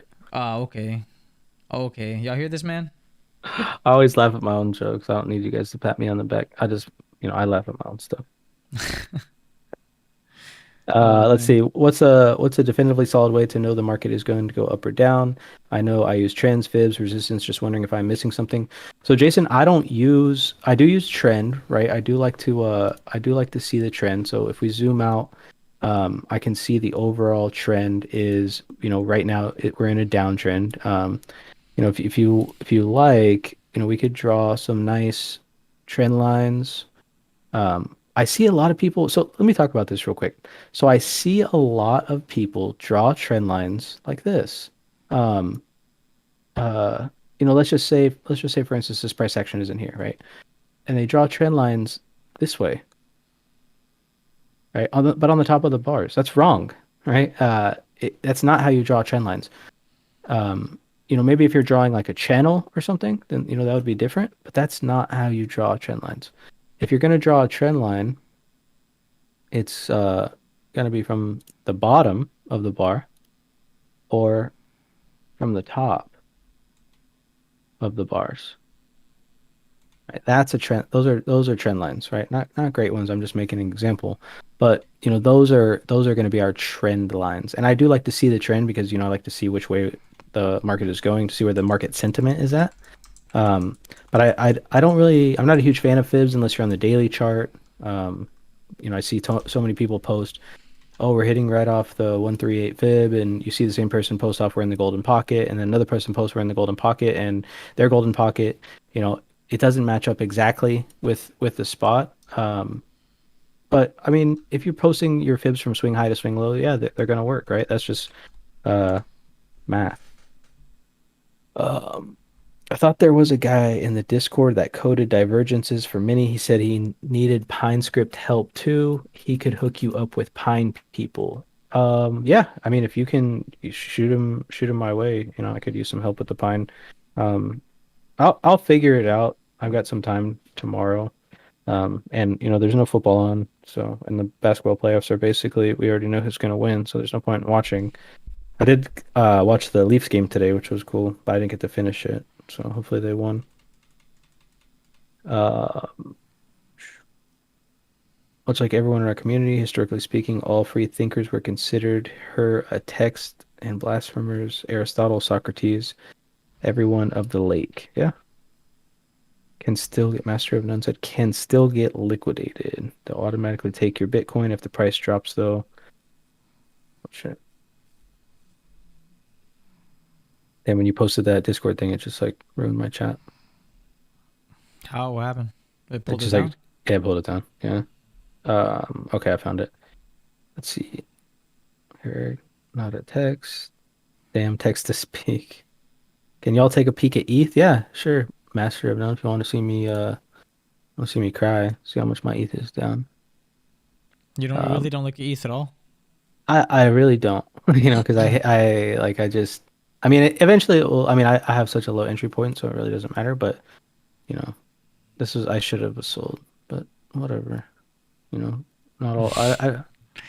This What can you man do? making it into an event, a venting Yeah, session. yeah, significant emotional event. What do you wanna look at on ETH? Uh, Master of None. Does the 200 EMA crossing the 20 EMA have any significance? Like if it crosses the 50? The death cross, right? They call that the 200 crossing the 50. Those are the two moving averages that most Wall Street people are tracking, the 200 and the 50. Um, So those are, if you're going to have some moving averages on your chart, those are some ones, that wouldn't hurt to have. Profits, not profit till you take it. Exactly, Carl.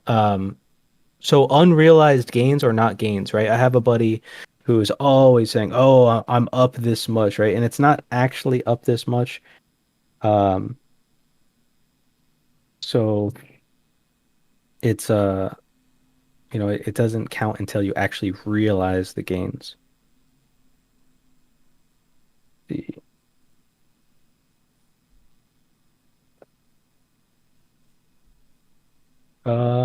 let's see. Let me look at the live. Oh, that's right. I must be. I think I'm looking at the. Okay. Yeah, 3 a.m. You were right. I switched it. This is the best kind of spam. Without market makers, we can't make money. Every time we make a trade, we need someone else to move the price to make money. Dylan, that's exactly correct. The market makers are here to provide liquidity so we can actually trade. Master Ron, just wondering if you thought some stops were about or around the price action right now. Yeah, it looks like it just hit a nice little stop run. And so your next target is going to be up here. This is where you might see some stops. Uh, you'll see some stops come out right here. You'll have some more stops up here. And then you'll have some more stops up here. So this is a low liquidity area on the bigger picture and on yesterday's session. So this is an interesting area actually to see how ETH is going to behave right here. Let's take a look at ETH on here.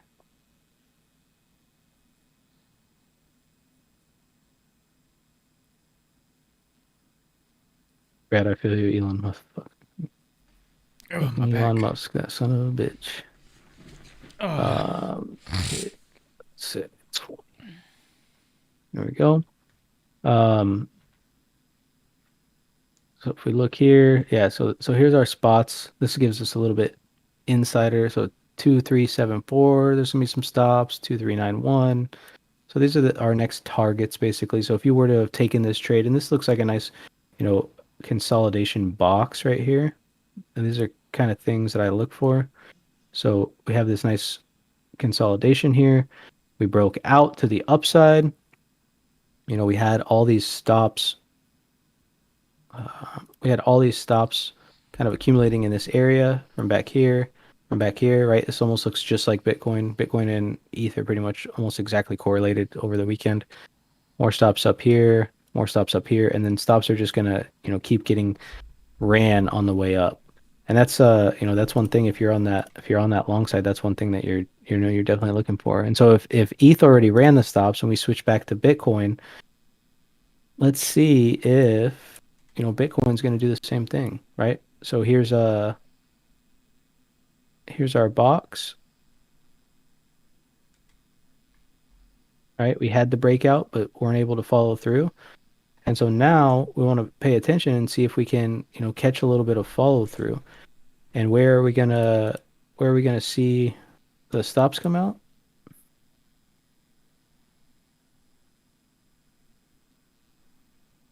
Our next set of stops is going to be right here, or right at the top of J. But then right above that, so this is actually setting up for a pretty decent trade. If we get up here, that would be a nice trade because there's some juice. There's some stops right here, stops a couple ticks above, and then a little bit farther back, it's going to take a little bit more. So you'd take some profit right off the bat. Just be ready to, have your finger on the trigger. You're going to see some more selling come up here at the 35,487. But if we start to climb above that, we're gonna start to see some decent movement. I really like this thing. As soon as we get up here to this 36 level, I have an alert on. That's when I'm going to be, really getting close. This 36-1 level. If we start getting up here, that's why I really like the long side. In order to really just start running stops to the upside.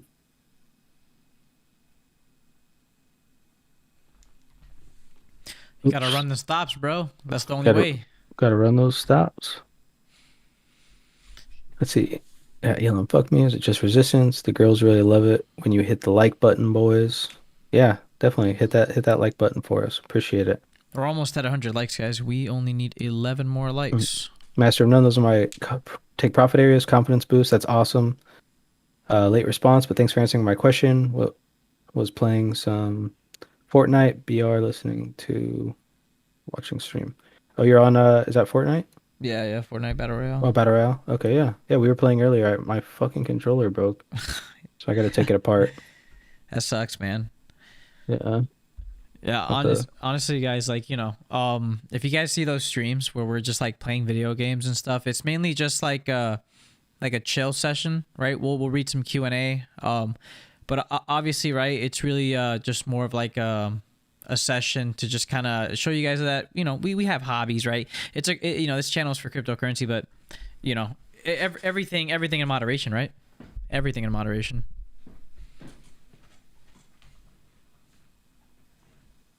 ETC has been dumping a lot lately around this time. Yeah, yeah, this 35 area has definitely been a big level of resistance for sure. You saw us come up, to the tick and failed it a little bit. We've been putting in these huge wicks, so I wouldn't be surprised, if we get a nice run up and then, another run down. Let's see. You think that market makers are they got that green dot on standby?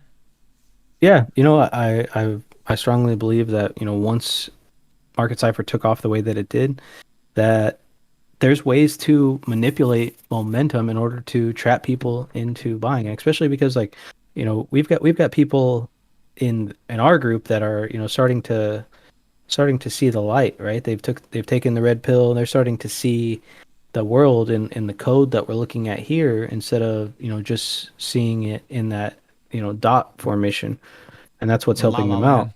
But there's still, so many people. You think we've got 1,000 people. How many people do you think um, are trading crypto that are just trading off that green dot? You think the market maker sees that green dot and then just hits that reversal Uno card?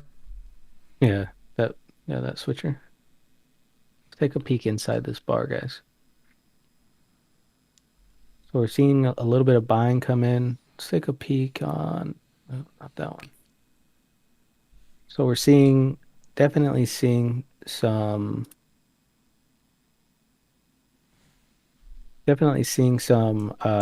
positive delta. And so delta is just the measure between buyers and sellers. So there's 4.1 million more buyers and sellers in this bar. That's all that's really telling us.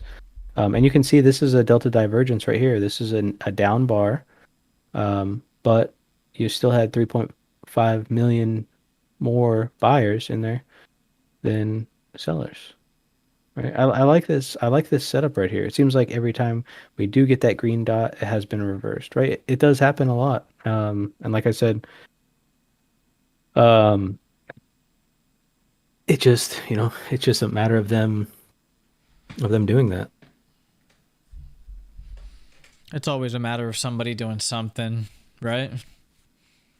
At the end of the day, if you don't do nothing, then nothing happened.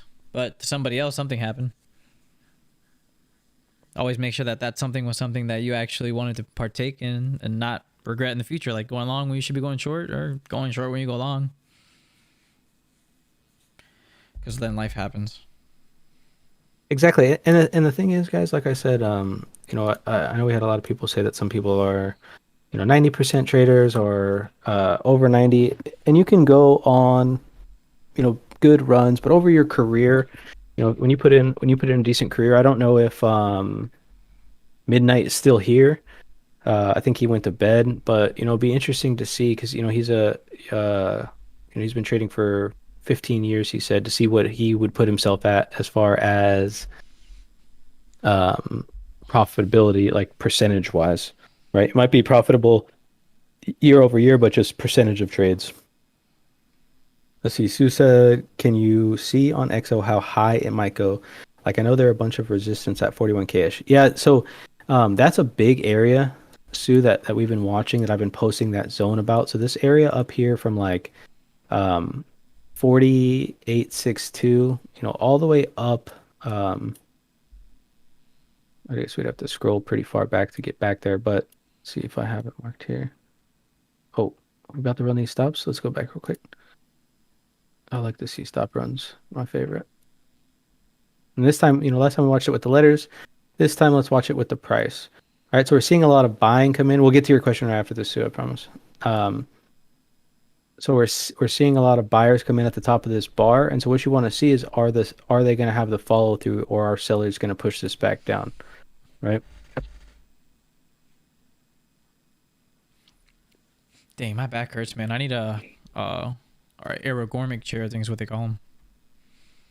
Ergormic. Yeah, it's like ones that form to your back, and they're way more expensive than like these like marketed gaming chairs and stuff. Mm. Like it actually forms to like the natural curvature of your back, and like the seat it's some weird suspension thing that it uses to make sure your back is always straight. Yeah, man, I need that. You need that chair that they got in semi trucks, right? Yeah, it's on You can't a back. it's on an air compression system. How did you think about that just now? Bro, my brain, that's how my brain works. Like I read a lot of stuff, and so that's just, I've looked into that kind of stuff. Like, yo, that'd be cool to have that in my house. Like, yeah, I guess you're not wrong, bro. You know what I mean? You do read a lot. I'm not gonna lie. You be throwing me off. Yeah, he does mean that you're not. Like, Ergonomic. See that I be messing. I said aerogormic. What is I know aerogormic? Hey, you Hey, guys, dude, this English is is my his second language. language. Dude, That's come why I on didn't now. say anything. That's why I just said the word that you said, That and we just moved past it. Nah, okay, come on. You do not know any of this. You didn't even know what that was, bro. You said, what is that? Like, all right, bro. Come on now. Don't be trying to. I just wanted to make sure that we were on the same page with the word that you were saying. I mean, yeah, I guess we were, but that doesn't I'm mean not here to that you bust your weren't. ass. Don't knock Oh, on trucker seats. I'm not knocking on them, bro. That's what I'm saying. They're nice. You got the air in them. You hit any bumps. unless you're moving and driving in a U-Haul, then you're screwed. No, the U-Haul doesn't have the semi truck seats, bro. I'm talking. So No, these I know. semi truck seats. It Oh was yeah. it was a joke. This man is a joke, bro. Oh Come yeah, on now. You yoga got some ball dry humor, C-130. bro. There you go. Get one of those big ass balls. Oh, like the You ones know what I'm talking about? yeah, the ones that millennials have like in their offices like nowadays that they Yeah, be sitting yeah. on. Yeah, I know You can exactly. even I've seen them. They have that like that thing that has like it's like a little spot that you put it in. That way, it doesn't like roll around too much. It just stays in like one spot. You know what I mean? That would be decent, but I feel like there's like no back support there unless you're like laying on that thing.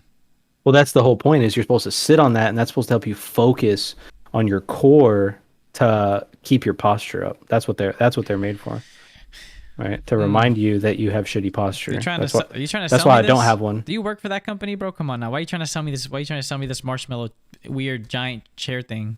It's like you lay on like that. Come on now. And the stops are getting ran, by the way.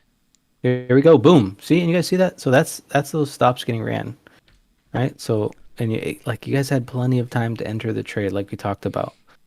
Um, we see the stops getting ran, and look, boom, immediate responsive buying. So that tells you that we're it's a good sign to keep on that trade. But then you want to just zoom out a little bit and see where this other top is.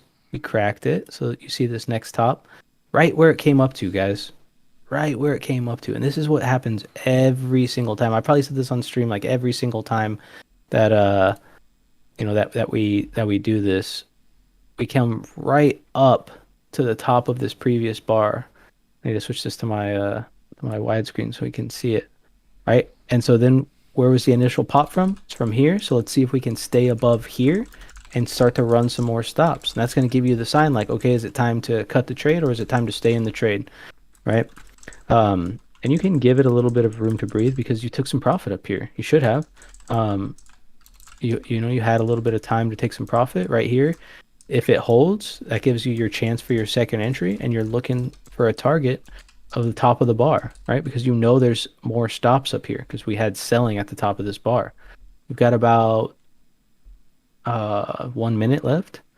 Hoop, I don't know if you're in the chat. I know him and I were talking about taking this trade right here. Obviously I'm not taking the trade because I'm on stream right now. It's a little bit hard to focus. But did you get in that trade if you're in the chat?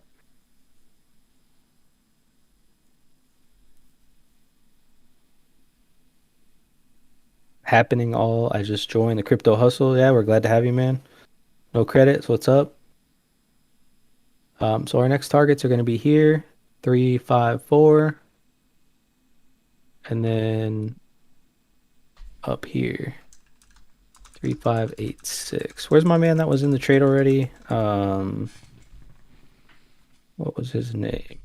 Master of None. Did you hit your take profit right there, Master? Been a while, brother. Much love. Glad to have you in.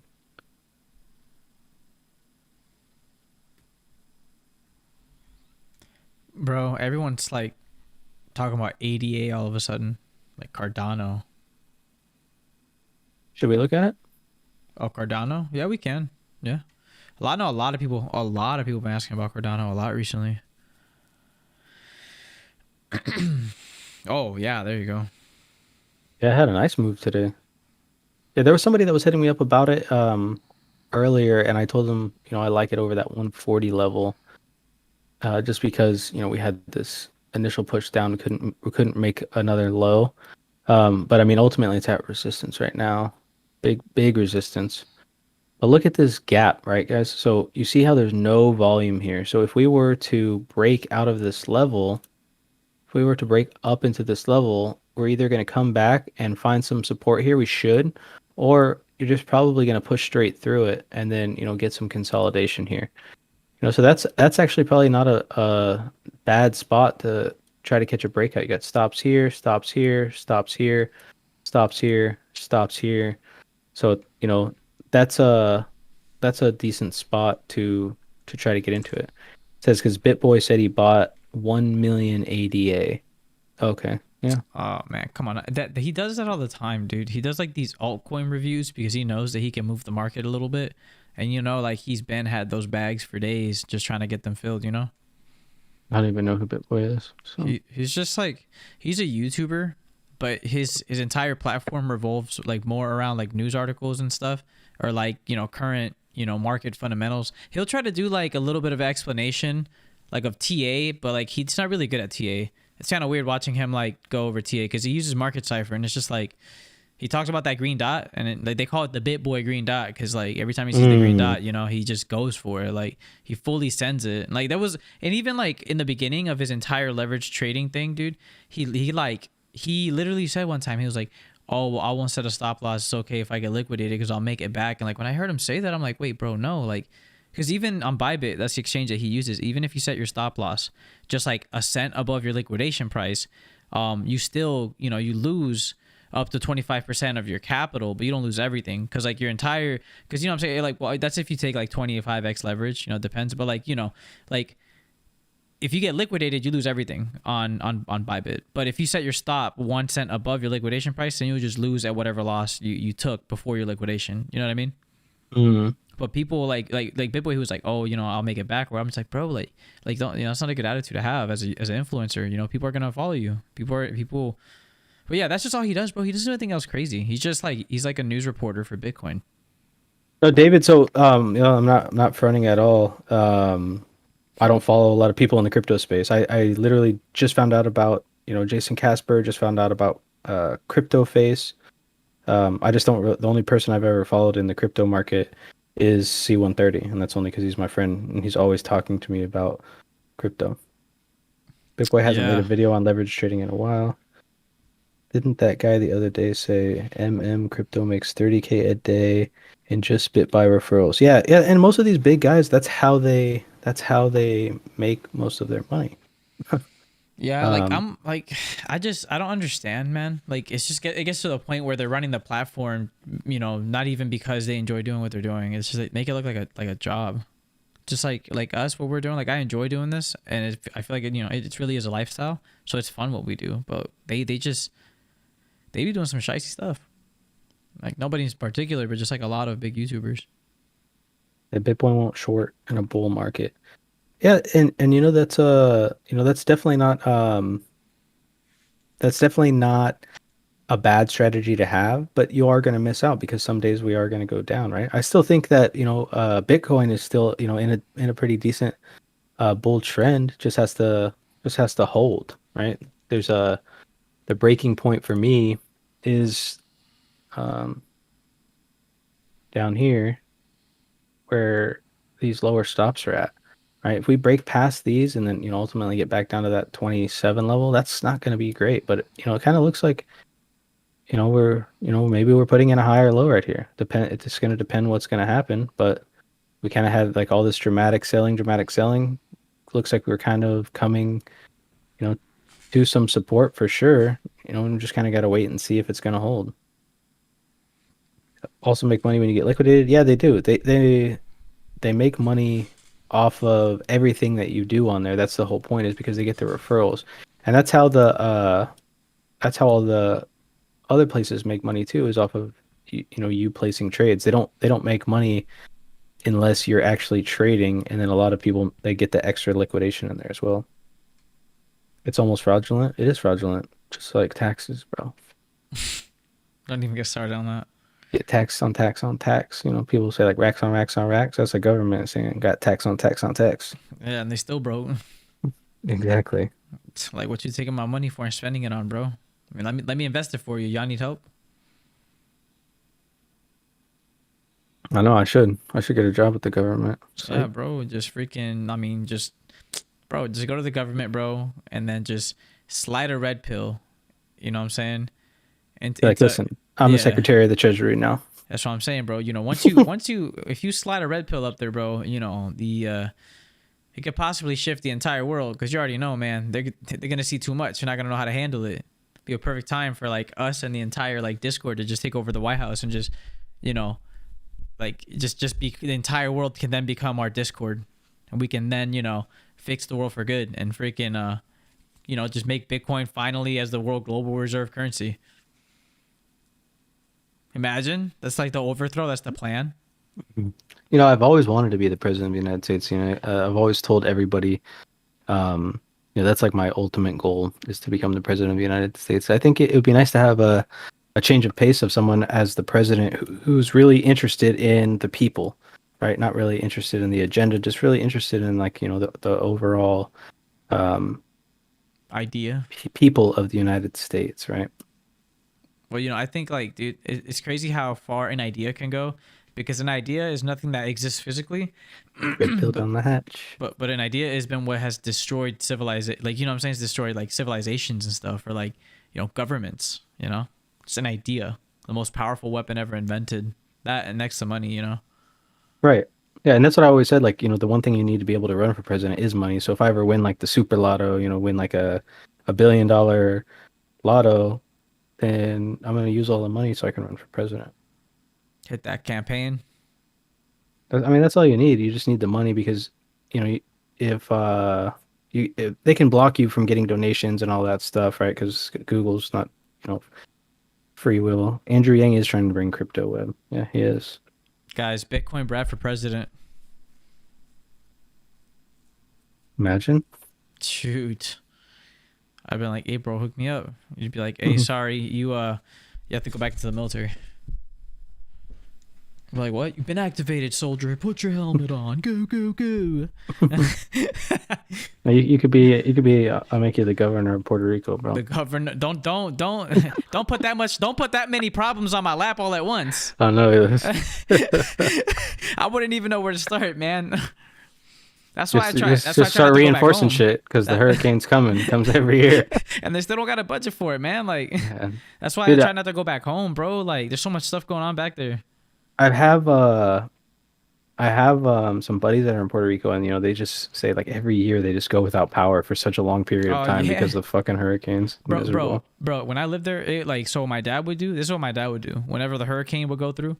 We would have literally a freaking generator in the back of the house, bro. That when the hurricane would come through, we would just wire an extension cord from the generator to like the TV, and like, I think that like he like wired the whole house, so like the whole house would still have power. But like, we would just watch the news and then just be like, well, the hurricane is fucking some shit up here, and I'm just like, well, I can kind of see that outside. You know what I mean? Like, right. It's just like, why we even go through all this trouble to hook the generator up, bro? Like, it's just crazy, and they still don't got a budget for it, man.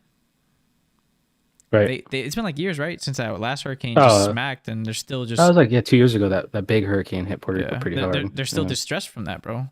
Like, the water had like lead in it or some crazy stuff, and like all these crazy things, and like there's just no budget in place for how they should manage this. So like when I go back home and I see how it is, I'm just like, man, like why is this country still in this position? And you look at it and it's really just the government and the fact that there's no system in play. The governor has been stealing money for a while, man. Yeah. That's what sucks, you know, when you see things like that. That's what sucks, right? When like you said, right, you get red pilled, then you see like the system in place and how it really operates, and you start realizing everyone that's in charge of these things are just people that fall into greed or fear, whatever it may be. You know, when you're Probably a little combination of both for sure. yeah, dude, exactly. You know, if you're trading Bitcoin, it's pretty much every emotion all in one day. You know, Oh like yeah, definitely. you're mad, sad, happy, pissed off, then you're glad, and then you're depressed, and then you're super happy and excited because you made money, and that's just like, oh my gosh, what's happening? Like, Well, that's the thing is with trading in general, you have so much psychology behind it, and those are things that you go through. So you basically, and we could try to look it up. Why is this thing?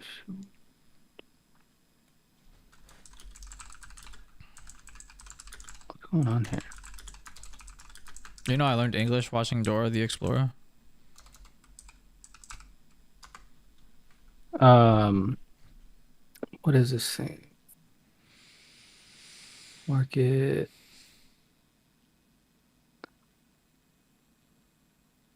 Market psychology. And I know someone posted this the other day. Oh, Let's look at a nice little simple one, right? I know what you're talking about. You're talking about the one with the Um, Illuminati symbol on it. yeah, this one's broken.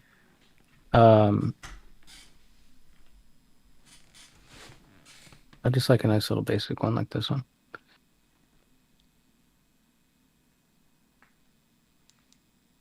Be like modern times investor and be like for $775 you can learn more about this. You're like, whoa bro, just give me the picture. And so if you guys haven't seen this, right, this is typically everyone's experience with trading. They start out optimistic, right? Um, Most people get into trading because one of their friends is in it, or they see it on an ad, and they understand the idea of it, that if they're good at it, they can make money and not have to work anymore, right? That's the goal or the dream, right? So they're excited. They make a trade for the first time and they're in thrill. And this is the maximum point of financial risk, because now, you just put, let's say you put 10K in your account, right? And you're like, all right, I'm making a trade. And you get on YouTube and you find out that um, you know, your guys' favorite coin is going to the moon, right? And right now it's trading at 60 cents, but it's going to $1. And so you say, going to $1, that's a 40 cents gain. If I put 10K in here, I'm going to be rich, right? So you drop 10K in at 60, and then what happens? Your boy Elon gets on Saturday Night Live. That's supposed to be an N, just didn't cut off. And then what happens, right? It goes down a little bit. Everyone says eat, bro. Yeah. And you know, now it's at, 55 cents, and you're thinking to yourself, oops, it's at 55 cents and you're thinking to yourself, it's gonna go back up. Right. And that's kind of when you're getting a little bit anxious, because you're seeing, that 10K that you put in is now 7,500, and you're thinking like, damn, I'm down about 2,500 bucks. I don't really know what to do. Never been in this situation before. And then you start reading uh internet things that are telling you that it's going to go to $300, and you're like, okay, I'm totally fine, right? And that's when you hit that denial phase, right? Instead of realizing this loss, which can be a big loss for a lot of people, but it's not a 10K loss, right? Um, and then what happens is it goes down a little bit more. Now you're at 50 cents, or 47 cents, or whatever Doge is at. Let's see. What is Doge currently trading at? Doge's at 30 cents. Oh my God. Um, Yeah. oh Who fuck. would have ever Doge, thought? Doge is just getting smacked. I would have never guessed that Uh, everyone that's ever made money from it wouldn't take the money out. yeah. And so then you get to that desperation, that panic, and this is that capitulation. And for those of you guys who don't know that capitulation, this is basically what happens is this is the quitting spot, right? And this is when I put in 10K into front. At 280. Um, and so this is the point where, they've lost pretty much all of their initial investment, whether it be, $100 or $1,000. They've lost their initial investment and they just are like they quit, right? They get to this despondency. They start telling all their friends that, you can't trade, the markets are a scam. They they just get negative, right? They weren't able to find C-130 and, get the real information. And so, they're depressed. But then, people that stick with it and understand this is part of the process, as C-130 was alluding to, and this could be like literally every trading day, right? You get in your Bitcoin trade, goes up a little bit, you're pumped up, comes back down, anxious, you're telling yourself that it's going to go back up, right? It goes back up. Now you're back to this level, and it's kind of like a big circle of capitulation, because what happens is most people, they'll either quit and won't start to improve themselves, or they'll just be like, let me just put some more money in my account and try again. And then they just get stuck in this circle over here, right? And this is, you know, not Perpetual not loop of pain. yeah, there you go. The perpetual loop of pain. Right? And this is where you find C-130, Oh yeah, right? because I should have freaking took out all of my money, man. And then we go up. And this isn't going up in profits, this is going up in psychology, right? Um, Having a strong psychology is something that's key to being successful in this kind of environment, really in life. Um, but that's key. Let's see, someone said stops are being ran. Um,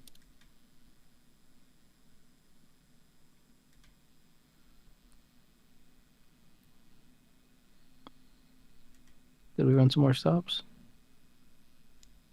Oh, we did. Yeah. Yep.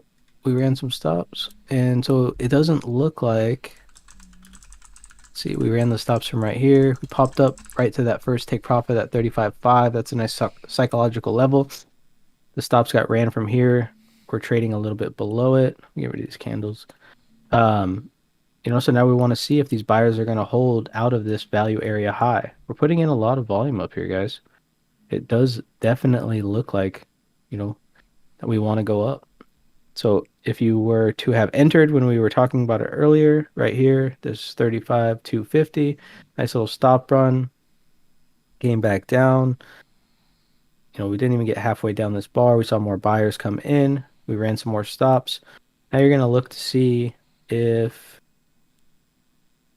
these stops over here are going to get taken, right? And that's going to be up at 35,850. So let's see if we've got the juice. Yo, Brad, look at this. You got somebody in the chat. Dier Ned, he said, I work with the guy that made 50K on GameStop and then FOMO tossed it all in a Doge and lost it all during the dump recently. Pro. Yeah, that I mean, and so that's the thing, guys. That's what I'm telling you guys. The thing is with these people is, It's they fast money, bro. they Fast made money. 50K on GameStop and probably told every single one of their friends that they're an amazing trader. And what happens is, they're fucked. Yeah, no easy way to put that, you know? Gotta be real with it at some points. Pop this. Someone said they're shorting. Mr. Cotton says I'm shorting 36, 35, 6. So you're gonna short right here. I'm up 20%, 27% my long on BTC and up 50% my ETH long. Nice, Andrew. When did you hop in? I heard something like 90% of people who try to trade lose everything and quit. Um, that I've read that as well. Um, the thing about that is, let's see how to explain it the correct way. I wouldn't say they tried to trade, right? Typically, when you first start out at something, imagine if because they don't care if you lose money, right? So imagine if you went to school, right, and you were doing a math test, but instead of studying for the math test, they just put you on the test. And you just took the test because you're like, "Oh, I'll do that. I like that because and then they tell you if you do well on the test, well, then you get this, right? So people are like, "Oh, I'll try it." And then they fail the test and they wonder why they failed the test. Well, it's because they didn't know anything or they didn't study. Um, right before you asked about the double bottom. Nice. Yeah, so you've been in there for a minute, huh? 62% of my ETH trade, nice.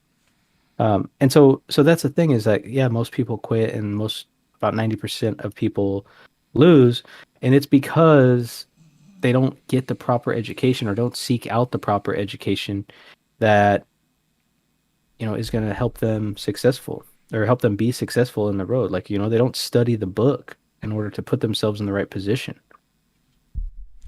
And that's Yo, something that everybody goes through for sure. What's up? oh, I was gonna say, bro. We should go to the daily on the Bitcoin chart. Pop open that psychology chart and then just look at them so people can kind of see like, you know what I mean? Yeah. The psychological nature unfold before their very eyes.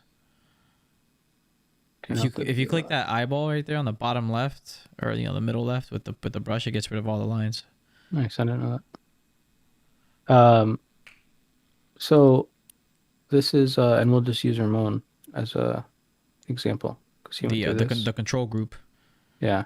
So C130 was telling me like way back here when he bought his Bitcoin, oh dude, Bitcoin's going to 10,000 or Bitcoin's going to 100,000. Honestly, I could see it by 1 million at the end of the year. Oh, And funny. for me, guys, you've said that. And for Yeah, I me, said that I did, but I mean, for me, I'm dang. like, bro, 1 million? Like, no mames. Like, I mean, there's bro, just I back there's then, bro. Okay, look, you know what I'm saying? Like, I didn't know what Bitcoin was, and when I searched about it, like, I just didn't know that the market was, the psychology was structured the way it is now, But yes, I did say that. right. I did. And so what happens is a lot of times, um, this is how market psychology goes, right? So they're coming up right here, and wholesale's position and institutional money's in here, right? And what's propelling us upward is one, people are shorting the fuck out of Bitcoin like all the time because they're psychos. Um, and I'm not talking about shorting it intraday or shorting it on a nice little move. I'm talking like they're putting a short position on this thing, like the size of a small country. And we come up, and people are buying it, buying it, buying it, buying it. It's on every YouTube channel. And then what happens? 1 million, bro. 1 million. They sell it off, right? And so this is where you hit that capitulation point, right? This is capitulation. People bought in up here at 38, with that every dollar that they had, and now they're down here at 28. They're down $10,000, and this is in 1, 2, 3, 4, 5, 6, 7, 8, 9, 10, 11, 12, 13, 14 days. So 2 weeks go by, and they're down, Oh, $10,000, that would which is suck. for some people, um, for some people, a couple months worth of work, It's a good chunk of right? change. And so they sell, right? So they lost $10,000, and as soon as they sell, guess who's there? Wholesale to buy it all up. They're like, yeah, sure, we'll buy it. Silly retail traders.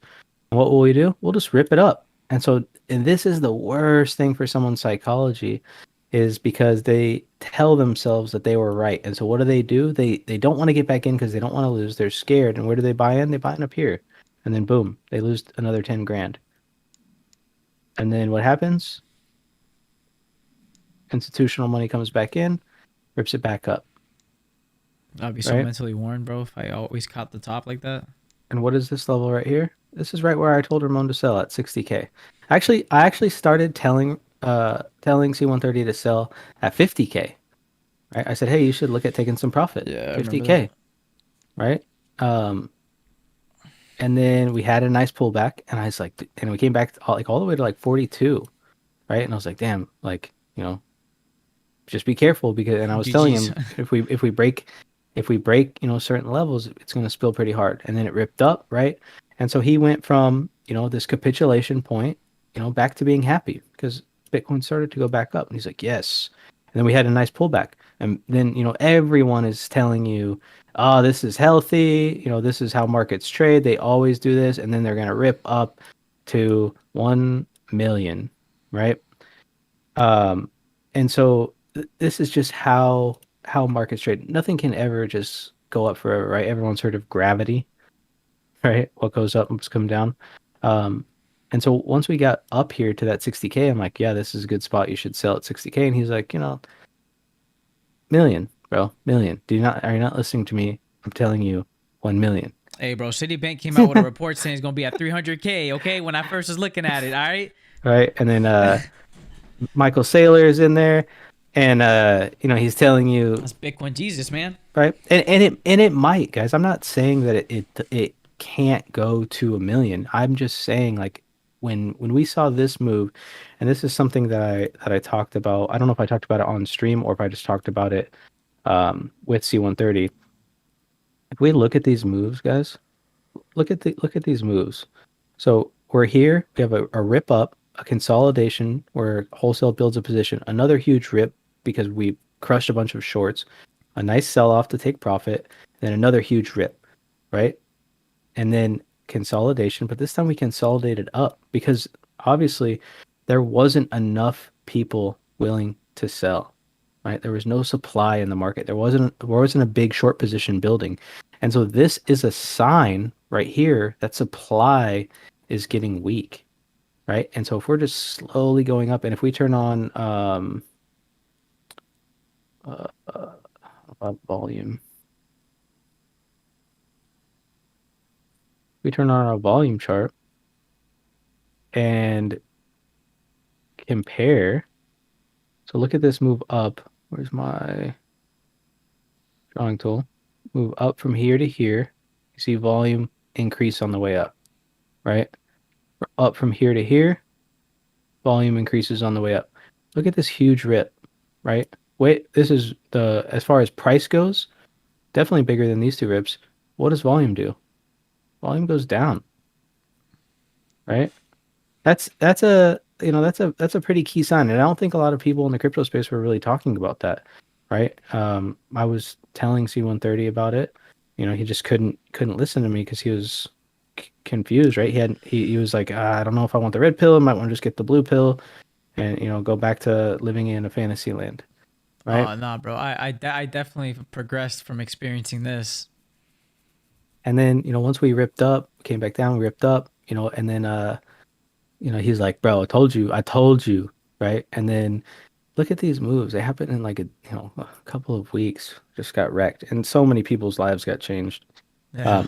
Because this spot right here is where a lot of retail traders decided to get in the market at like around 48, 50K because they missed this, they missed this, they missed this. They're reading the same reports that everyone's reading, and then boom, you know, they just got their heads ripped off, of course. So no, but I mean, it happens. It's basic, market cycle, market psychology. That's why you got to have a nice, strong psychology to be a consistently profitable trader. Yeah, and it sucks too, bro, because I mean I still have a fat amount of BTC. Like, I have a good amount, and like, my overall position size is still like huge. But it's just like, at the end of the day, I could have been smart and took some money off the table, and been able to buy back more at a lower price. If Yeah, that's what I wanted to do. but that's all part of the lesson, all part of Yeah. the lesson. Oh man, at least I didn't, fully capitulate. Right.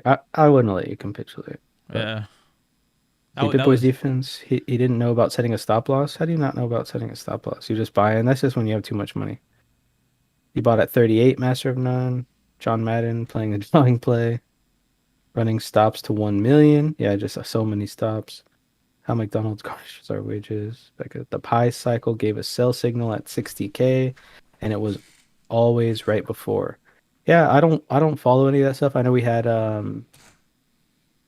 uh, um, what was it, dude, for the Wyckoff method that we had? Oh, Baloo. Baloo, yeah, that's it. Baloo. We had Baloo on. And I do like the Wyckoff method just because it follows market structure, right? I haven't really heard about the pi cycle, but I could definitely look into that.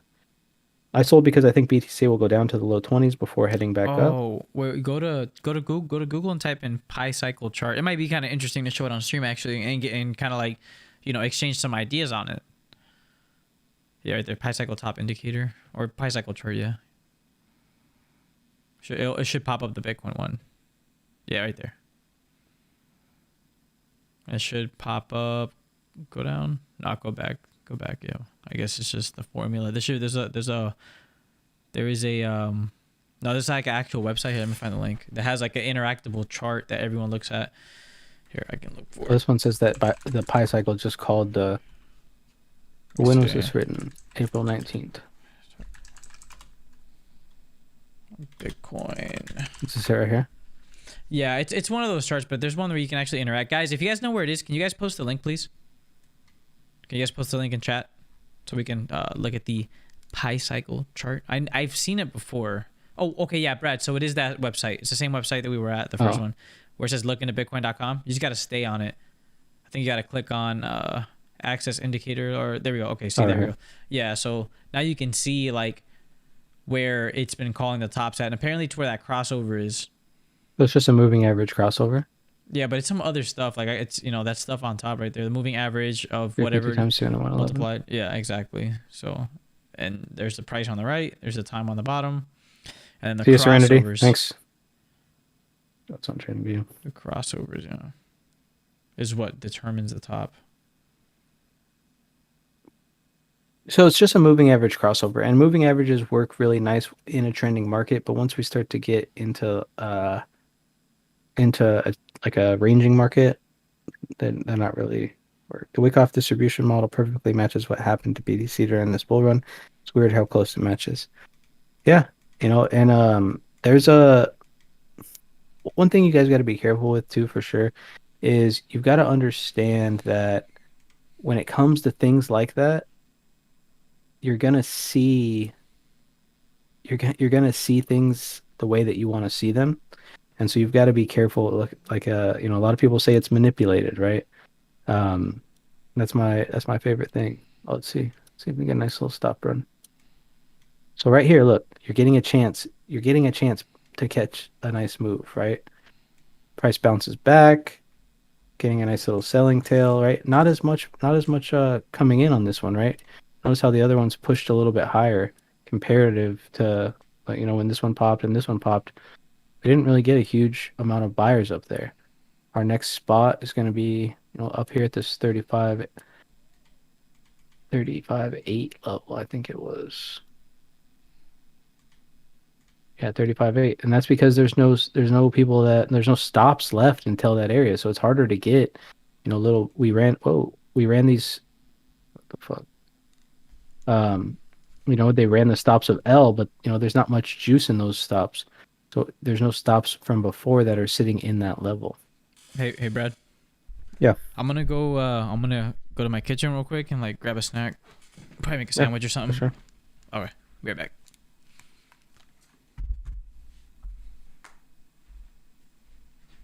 Jason Rizzo is still watching the volume during that, and it didn't make sense to me in the comparison of all the FOMO on YouTube. Yeah, and I mean, that's the thing is like, the reason that happens too is because you have so many people out there that think that it's overbought, and so they keep shorting it, and that's what kind of propels it up, because they get liquidated and they have to turn their position into a buy, and they get pushed up, just like Tesla. Like if you guys look at Tesla, I know you guys hate Elon, but Tesla went up because some guy was trying to short Tesla over and over, and Elon trolled him, got a pair of shorts and mailed them to him. It's actually pretty funny. Okay, I'm just gonna eat these pickles. Fred, have you read the Bitcoin Standards? Solid read. Oh, dude, the Bitcoin Standard's awesome. I've read it and it's freaking great. Yeah, I'll check it out for sure. I'll have to write it down. It's to be honest, Brad, it's more of like it really talks more about like what money is, and like, it really does talk about the idea of what money is before it gets into Bitcoin, dude. But it's such a good read, dude. Yeah, I mean, I really like stuff like that. I love the gold standard and the fiat standard stuff like that. So I definitely like to learn at especially everyone's point of view. And you know what? The guy that wrote the book, he said that it doesn't necessarily have to be Bitcoin that's gonna be like the global reserve currency or like the standard, but he's saying that a digital competitor like Bitcoin is what most likely is gonna be. You know what I'm saying? Oh Like the yeah. idea of what it is what's really attractive rather than the actual product itself. Have you trade by stage one, two, three, four? No, Eric, I have not. I don't know what that is.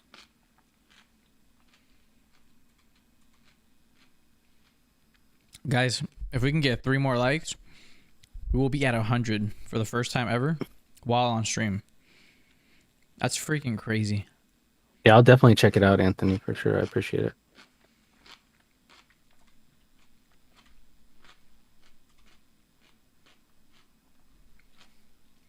Also, if you're new, I'm gonna go ahead and post the Discord link in the chat. And if you guys are, ever having if you guys are having a hard time trying to find a Discord to be in, to chill and find like a group of, amazing people.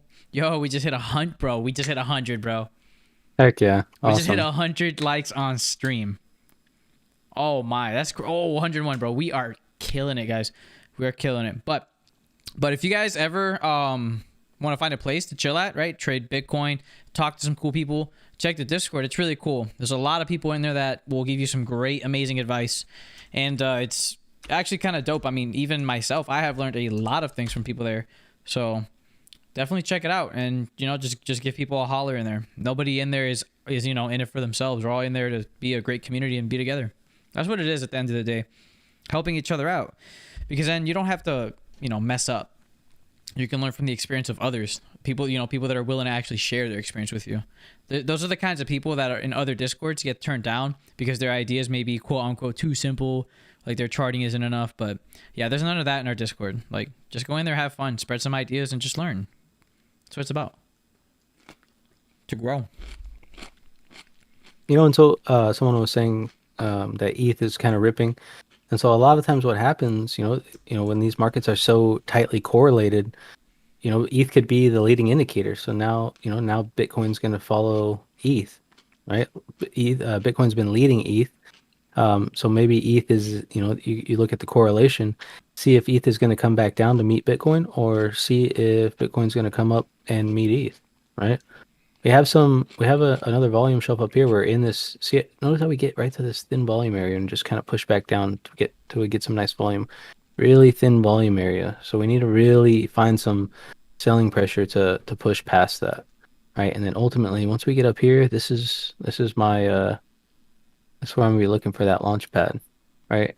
And yeah, I understand. Like we could have taken along from down here, we would be up, this much or that much, right? And you'll see a ton of people on YouTube that are like, "Oh, I'm long from 33.50," right? I nailed the bottom. I always nail the bottom because that's just how I am, right? It's just, With a you know, really clickbaity thumbnail.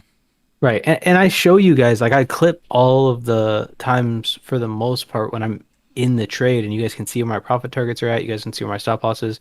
Yeah, it's on NinjaTrader, so it's a little bit different than what you guys are used to looking at, but I'm sure whatever platform you guys are trading on, it's very similar. At least it should be. You should definitely have a stop loss. What's what's odd is how ETH dominance recovered and BTC never really did. Yeah, and so this is something I've been talking about, Jason. And if you, I don't know, I know the Bitcoin standard. I haven't read it yet. I'm definitely gonna check it out. But if you look back in time and how gold came, the way that I've been talking about like ETH and Binance and XRP, XLM, I really strongly believe in VeChain, but I'm pretty biased. But is think about it like it's the Bitcoin is like the overall market, right? Or gold, right? Um, everyone wants a piece of it, but everyone wants to grow exponentially, right? And how much higher is it going to be? Can the average retail trader really invest, right? We can trade it, but can we really invest in Bitcoin. What are you gonna get? One Bitcoin, it goes up $1,000, you make $1,000, right? It goes up 10,000 bucks, you make 10,000 bucks. But let's say you get a piece of ETH when it's at, let's say it came back down. I don't know what the low was, maybe like 1,700. You bought up a couple ETH. Let's say you bought up, as much as you would have of one Bitcoin down here at, 30,000. And so you've got a bunch of ETH now, and now ETH starts to run up, and ETH goes to 5,000. Right. So now you've just hit a 500% profit, whereas on Bitcoin you hit, a 3% profit. And so it's the same thing with like Apple, Amazon, Netflix, Facebook, the FANG stocks. If any of you guys follow the traditional market, all of these stocks had this huge explosion, right? And they were just following the traditional market. But they were the growth stocks. And you see rotation out of them and into them when good information is coming out. And so that's what I think is going to happen with Bitcoin is eventually they will be kind of like the market is with gold. So normally when gold is going up, the market is going down. And when gold is going down, the market is going up, unless there's a crash or something going on like that. But there's a pretty high adverse correlation or inverse correlation, excuse me, with the market comparatively, right? Now we're seeing a little bit of a divergence here. Right, we're seeing price go up here, but for here, price is flat. Right, so this is I think this is kind of like a bullish divergence for those of you divergence lovers out there. Divergence is the way, bro. That's like the first thing. Divergence. Yeah, that's like the first thing like that you learn as a trader, dude. It's just those divergences. And you get so caught up like looking at divergences or patterns that like guys, like it becomes really hard at first to like move away from the patterns and stuff, but like trust me. Rechain doing things. My bad, go on. Oh no, you're good. I was just gonna say that the patterns and the patterns are happening for a reason. Maybe we should stop focusing on the patterns and rather find out the reason.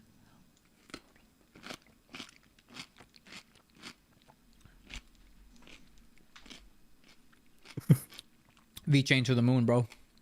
Hell yeah. I hope VeChain goes to, $1,000. Whoever, if like whatever distributors don't use VeChain are just essentially just losing money for no reason.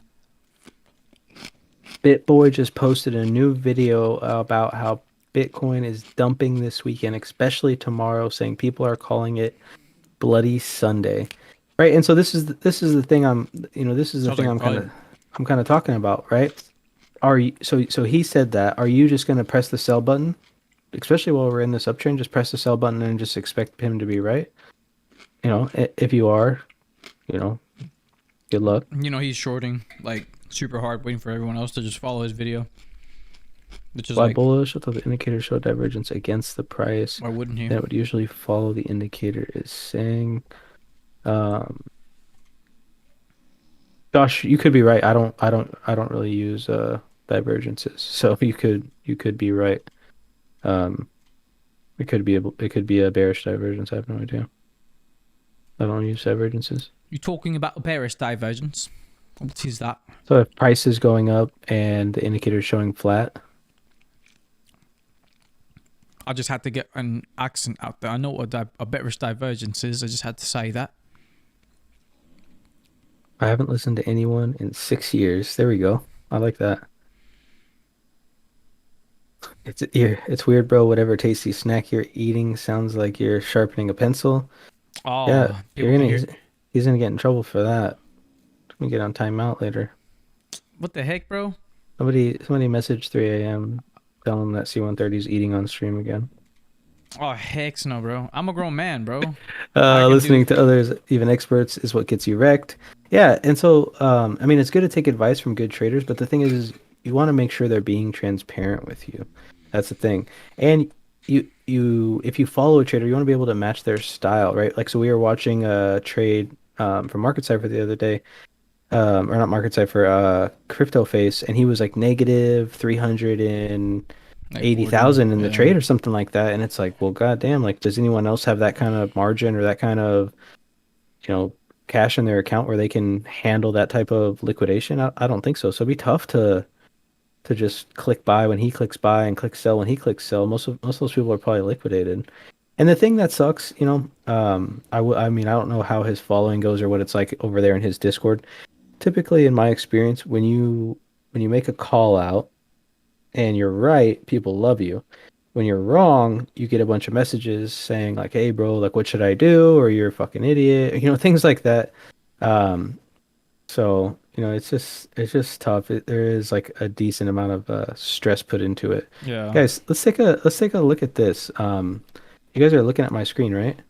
Yeah. Yeah, your screen's been up the whole time. So you remember that I posted this picture. Let's see, what time did I post this picture at 8:37. So, it's a little bit later than that now, but I mean, I don't want to say that the market just trades structure, but it does, guys. And this is just based off of market structure. And look what's happening. I don't know how to get these. I mean, if I press control, let's see. If I press control Z like a million times, right, it should just take me to it. Yeah, Let's I just, mean, it let's just, should. we've got a little bit of time. Let's just find out what happens. Oh no, that's as far back as it goes, Oh, I that think. sucks. Imagine if it would have ripped all the way back. Does it go back? It's No. not doing anything else. It should have already been changing. Imagine Oh how yeah. much data that would have been. That would have been a lot. But I mean, that would have been interesting going all the way back. But I mean, I posted it. That's why I posted it in the Discord. I don't know what happened to my Discord. It's not closed. Um, what's that? Oh, there it is. So let's just so we can just so we can see it. Price was at this little green red bar. Um, I don't know why it keeps like. Where is? Oh, that's what I gotta do. All right, and so you see kind of how price is acting, right? And so we're hitting resistance along this line, and then we're getting up to this second level, and we're trying to get above it, right? And this is just based off. I just drew these off of just basic market structure. That's all that is.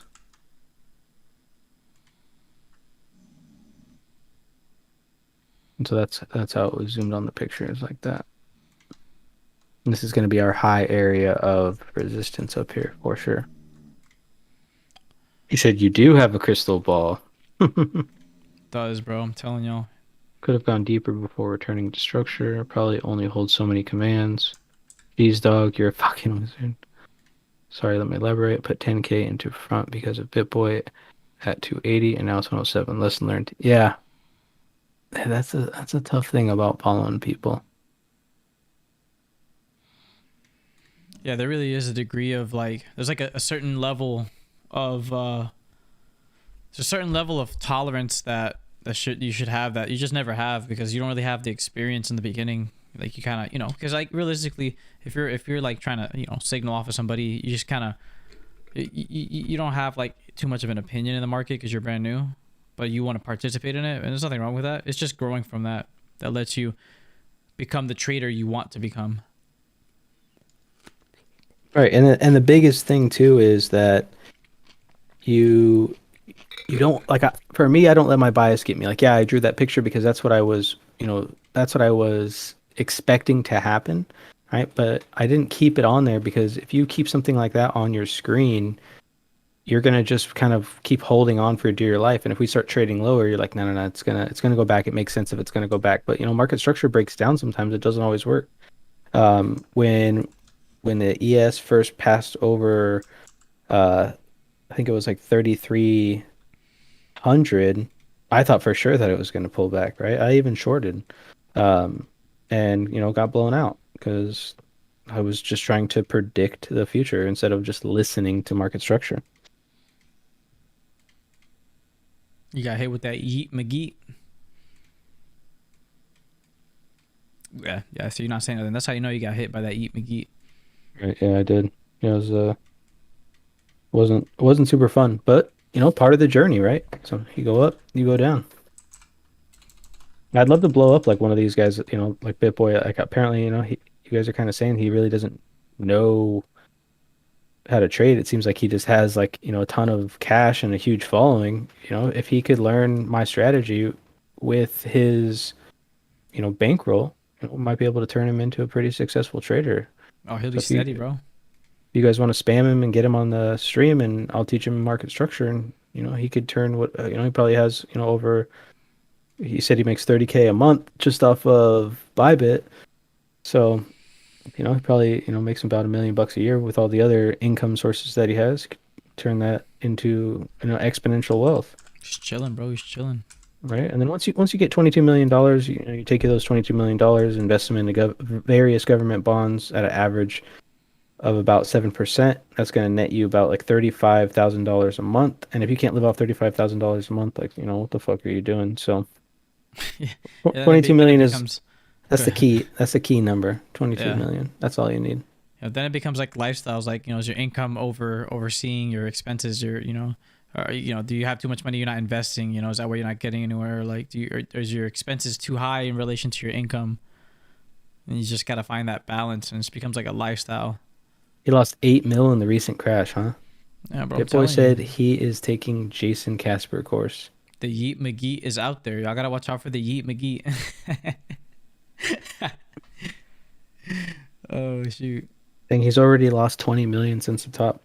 And he, that it's actually kind of cool if he's actually admitting that he's losing that. A lot of big time people wouldn't even admit something like that. They would just be like, "No, I sold everything at the top and I'm buying it back."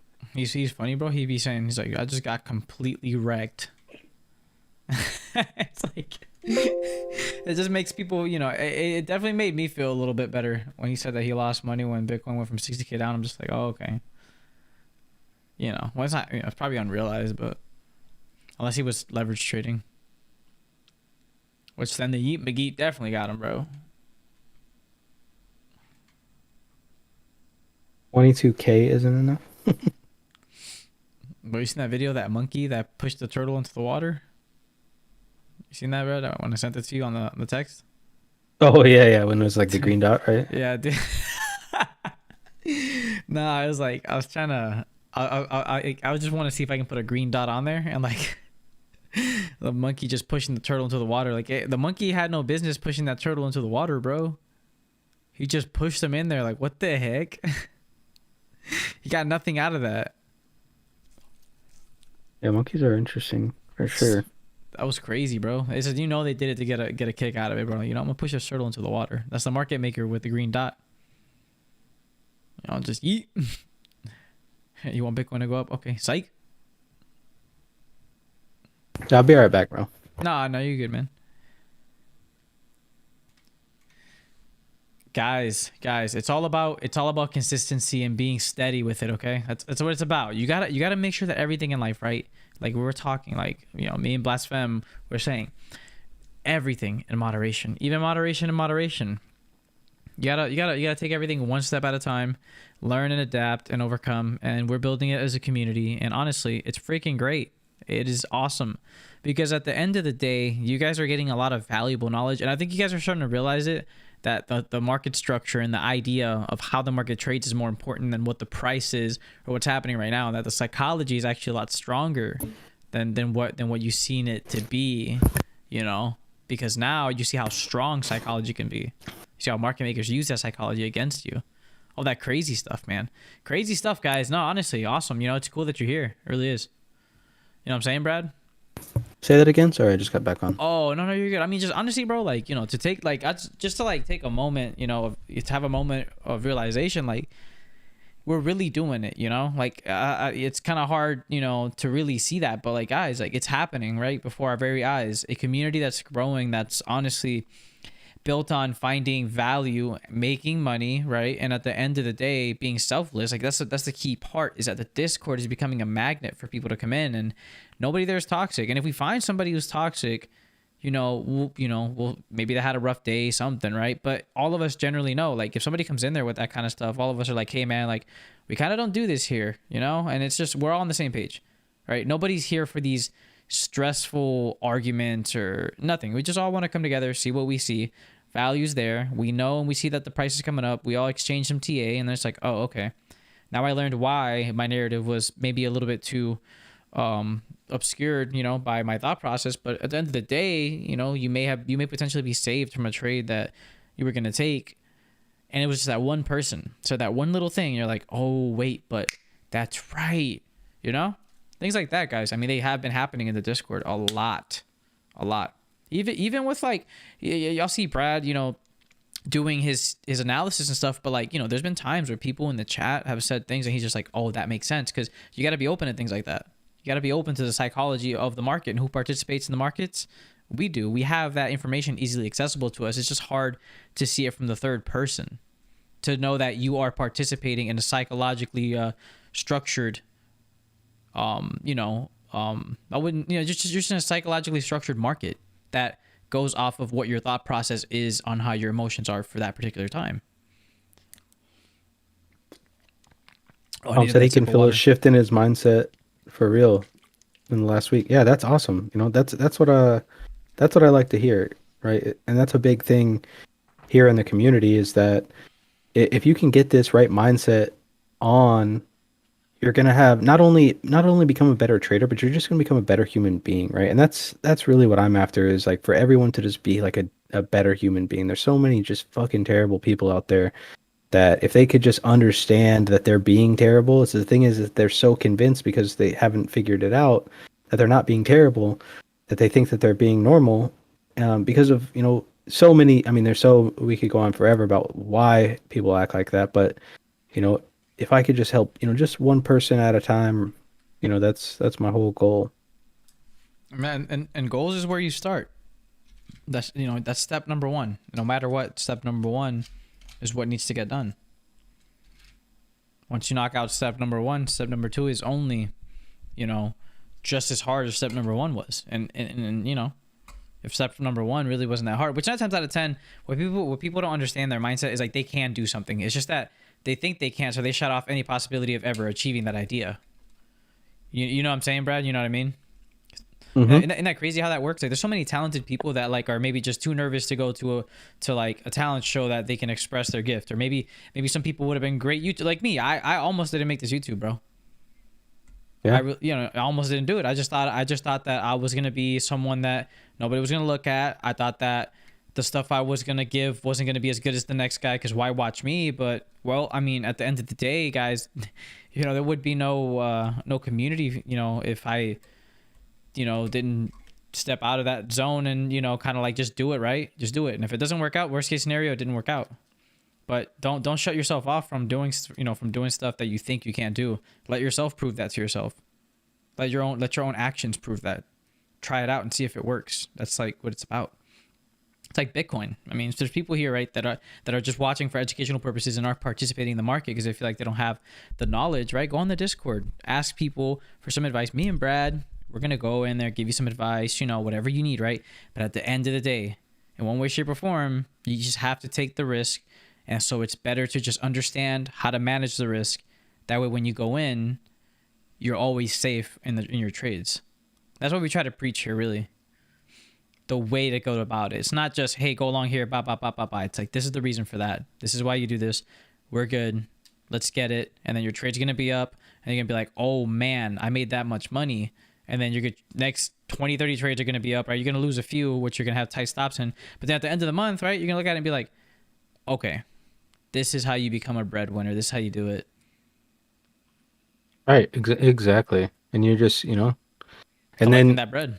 and then what you want to do is just share the wealth, like you get that dopamine hit like 3 a.m. is talking Hell yeah. about. Back from class, good to see you.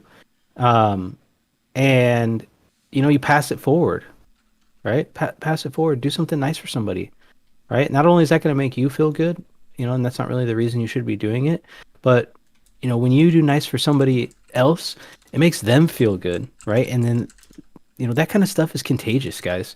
I saw Clay say you're gonna forget about us when you get big.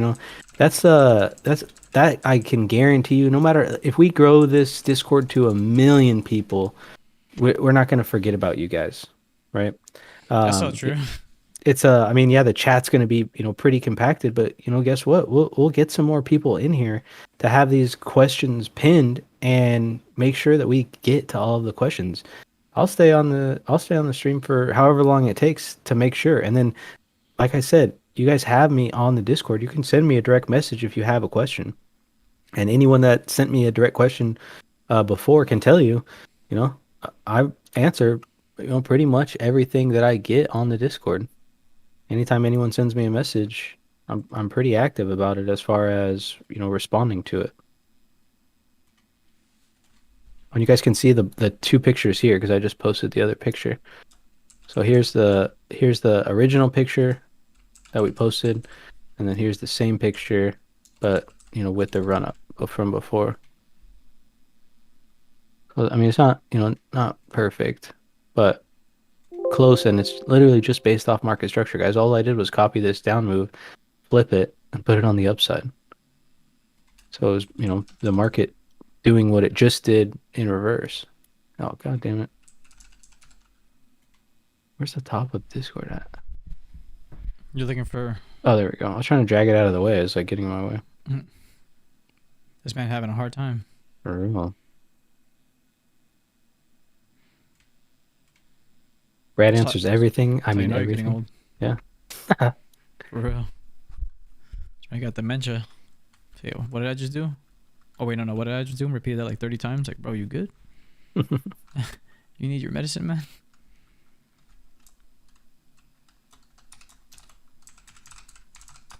You hear my clickety clackety in the background. I'm like updating the Discord real quick. Brad, if you feel up to it, what did you base that original theory for the market on? What are you talking about, Jason? Like a move up?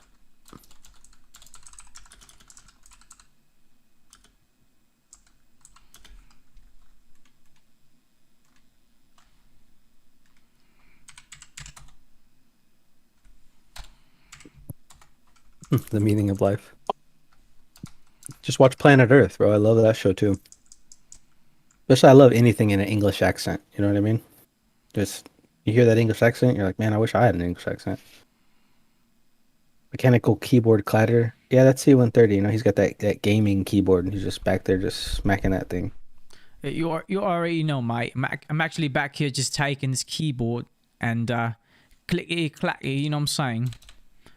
Just smacking the keys in a rapid successive rate. Mushrooms, yeah, mushrooms could help, Mr. Cotton. You know that that's unlock your brain a little bit. So Jason said he was looking at if I feel up to it. What did I base that theory off of? So what I did was if you look at the move, so what I was basing that off of is it looked to me that we are kind of getting down to a bottom. And I know that we have this big support. If we scroll back, we had this big support area that I've been kind of tracking all week. And so I wanted to see how it interacted. And so what I did was just take this move here, do this this bars pattern, and take it down to a consolidation zone. I grabbed it, and then if I can click on it, I flipped it and then lined it up with this consolidation zone at the bottom, and it's just kind of been going up. I don't know if these are the exact bars that I grabbed earlier, but it's just kind of been following this trend. And so like I wouldn't be surprised if we do get a pullback to this 34.8, maybe hold some support. If it shows that it can hold some support, then get a test of this 36 level. That's where our strongest resistance is. Look at this high volume up here, right? High volume right here at 37, and there's stops like this. This up move is just lined with stops, and for me, when I see stops, I see that as gas. Right, that's gonna toss the fuel on the fire, and it's gonna help us catch this nice move, and that's what I like to see is those stops, because then we can run them, right? Like we're talking about. Gotta run them stops. Leaf and mushrooms. Right, we need to get shirts made, community shirts to say "running the stops." That'd be and nice, I love seeing that in the chat. People are like, "Yo, we're running the stops." I'm like, That'd be nice, bro. I would honestly, bro. I would dig that because it's like it's such a like good thing to get in your head, right? You know, I mean, every time you say gotta run these stops, I mean, usually a little bit of money follows that, so Right. gotta run these stops. Like you put, you're on the good end of the trade here. And it helps you stay patient, right? So if we look at this bar right here, right? So prices right here. Everyone knows red bars open at the top, close at the bottom. So we're not close. We already ran the stops to the bottom. Obviously, we see this wick, but we didn't see any continuation. We saw the wick come up to the top, and so we know right here if we buy in right here or sell right here, we're at a 50-50, right? Because we know there's stops down here. We know there's stops up here. So if you buy or sell right here, you're gambling, right? Um, that's it. That's just it. There's nothing else to it because you have no idea. Every trade, like I've always said, is a 50-50 chance, right? And you could jump over here, I'm sure, and tell me that um we just bounced off the top fib and whatever it is, right? There's always something, oh, we're doing this, we're in bullish divergence. There's a green dot that says that we're going to go up, and maybe we will. But why not wait until right here, right? And so if we zoom in, let's say you bought it right here, right? You're at 35.3 and price is going to go up to here, 35.5. So you're missing out on 200 points, right? But you're not losing any points, right? Let's say you wait till it gets right here. You buy in and you have a tight stop. But right here, you buy in at 35.3. Where's your stop going to be? The bottom of this bar? Is that honestly where you're going to tell yourself you're wrong because we're still in this uptrend? Or are you going to tell yourself you're wrong down here at 35.5? Or are you going to cut your stop short? It really just depends. And so that's why I like to wait for like a nice little breakout, right? So if we switch back over here, let's check out some imbalances. See if we're going to run these stops. Where do we say our next stops are up here? I think they're like 35.8 somewhere up here. Whoa, whoa. This thing, my scroll wheel on this mouse just like it doesn't have like the click on it. It just rolls forever. I just kept going. Yeah. Yeah, 35.8, 37. That's where they're at. So let's see. And if we don't start running these stops up to the top, then we start looking for the bottom. We got targets down here. Targets down here. And look at this. This is what I like to see. 3 bars, nice and juicy, right in a row. And the POC is right here. So if we break below that POC, that's a sell target for me. I sell that. I target the bottom of this bar, target the bottom of this bar, target the bottom of this bar, right? And then the VWAP. And you want to make sure that you're taking most of your profit. Let's say if we come down here and you sell on the cross of this POC, that you're selling most of your position into the VWAP, because what's happening is the market makers are controlling price over the VWAP, and this is showing us that buyers are in control because we're above the VWAP. And if you are trying to still keep selling into the VWAP, a lot of times they're just buying it up right below the VWAP, buying it, buying it, buying it, buying it, buying it. They'll let it come down and then they'll just rip it up, right? And so that's why I'm not a huge fan of doing that. On the inverse side, we don't have a lot of juice up here, but if we are able to pop these stops, which it looks like we're about to, and there they go, just like that, guys. Like so you had clockwork. it holding. You could buy in, pop the stops. Now you're 200, right? There it goes.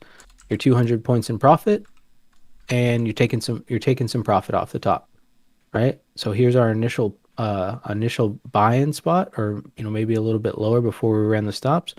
Now you want to see this hold as support, right? You're going to see people take profit, getting a pretty big selling up here. You want to see if these are going to hold, and then that target is right up here at 35.8. I think it was like 35.8, 37 or something like that. So it's right there around that 35.8 for sure.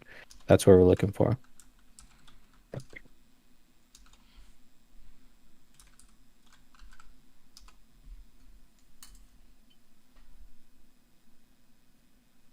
Crypto Hustle said you're in. Where'd you get in at, Crypto? I'm trying to get my son interested in trading. It can be a game changer. Definitely. Yeah, definitely. Yeah, there's not a lot of parents out there, man, that try to get their kids into because a lot of times like a lot of people out there, they don't do trading themselves, but like it's, when a parent knows about the possibility of just trying to get their kid into it, like that really just shows a lot. It could definitely change, especially the fact that like kids, usually like when somebody has a kid and they're trying to get them to trading, they're usually around like 16, 17, like around the age where they can understand kind of how money truly works and stuff. That's a really young age to get started. It's a very good age to get started, learn how money works and stuff.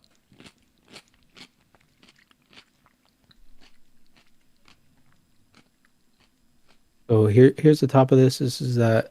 See, there it goes. We should come right to this spot, guys. If we have the juice, should come right to this spot.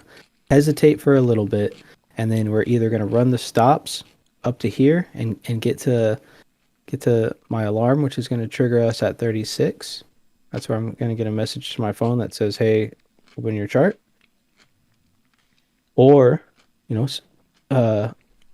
we're gonna come up here to 36 and then come back down. Notice how we just power through this low volume area, right? We have no volume here, no volume here, right? Price is rejecting that area. 3, 5, 8, 6, 7. What's up? I was gonna say, do you mind if I show something real quick? Yeah, go for it. Okay, I'm gonna switch it to my screen real quick, guys. So if you can see right here, right on the Discord, if you go to the potential BTC trades, right? We talk about this page a lot, and you guys should definitely check it out. I'm gonna pop up 3 trades. So we had in the morning of this day, we had Brad say I did enter a short here at 39,775. High risk, do not recommend it, right? So 39,775 was the entry, and this is the results, right?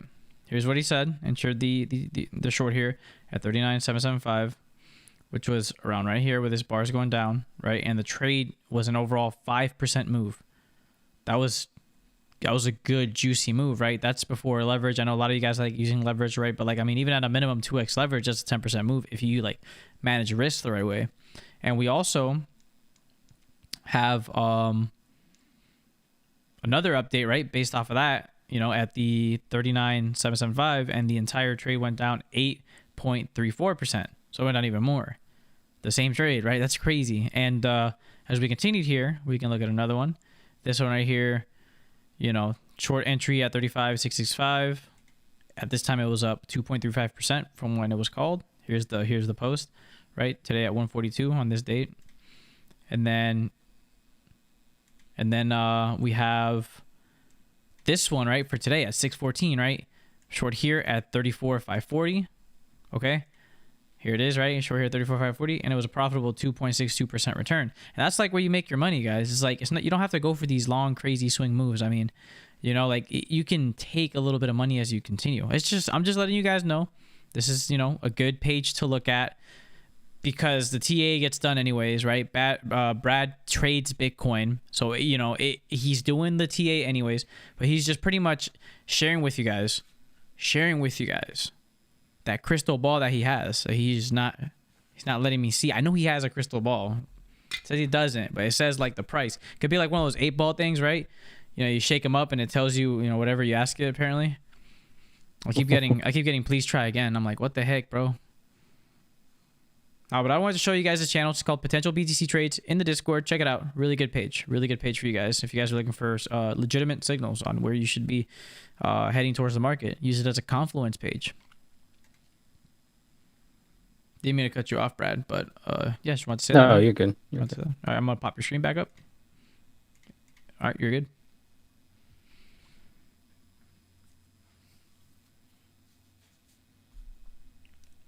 And so now we're just kind of coming back to that original impulse zone, right where we kind of took off from. So we've got a lot of people taking profit. We're coming back into value, right? Here's the top of our value. Got some nice excess. Definitely had some good profit taking at the top. Um, I know people like this open interest, so you're seeing a lot of net shorts open up in this bar. A lot of net shorts opened up in here. Um, so people are opening up some short positions, but that doesn't necessarily mean that we're going to come down. Just is kind of meaning that people are going to try to short here, and that happens, and then they get their heads ripped off. So people tried to short in this bar right here too, and then look what happened. Right? That's why I don't use any of this extra shit. They got ripped. Honestly, the more I look at oscillators, Brad, the more I look at it, the more they just look like what price action is already doing. It's like why am I looking at these oscillators? It's just telling me what is already happening. Like you can clearly see strength on a chart. Yeah, if you just really dive into market structure, and guys, I'm working on a course that's going to be more relatable to crypto, transitioning it from a traditional market perspective, put it towards crypto. That way, you guys can uh, really, really, really dig into that market structure, really start to understand it. Yeah, structure is key in Mayor, anything. yo, what's up, man? Yeah, Nair is cool. I'm actually kind of happy to see him. He's always says yo every time he joins.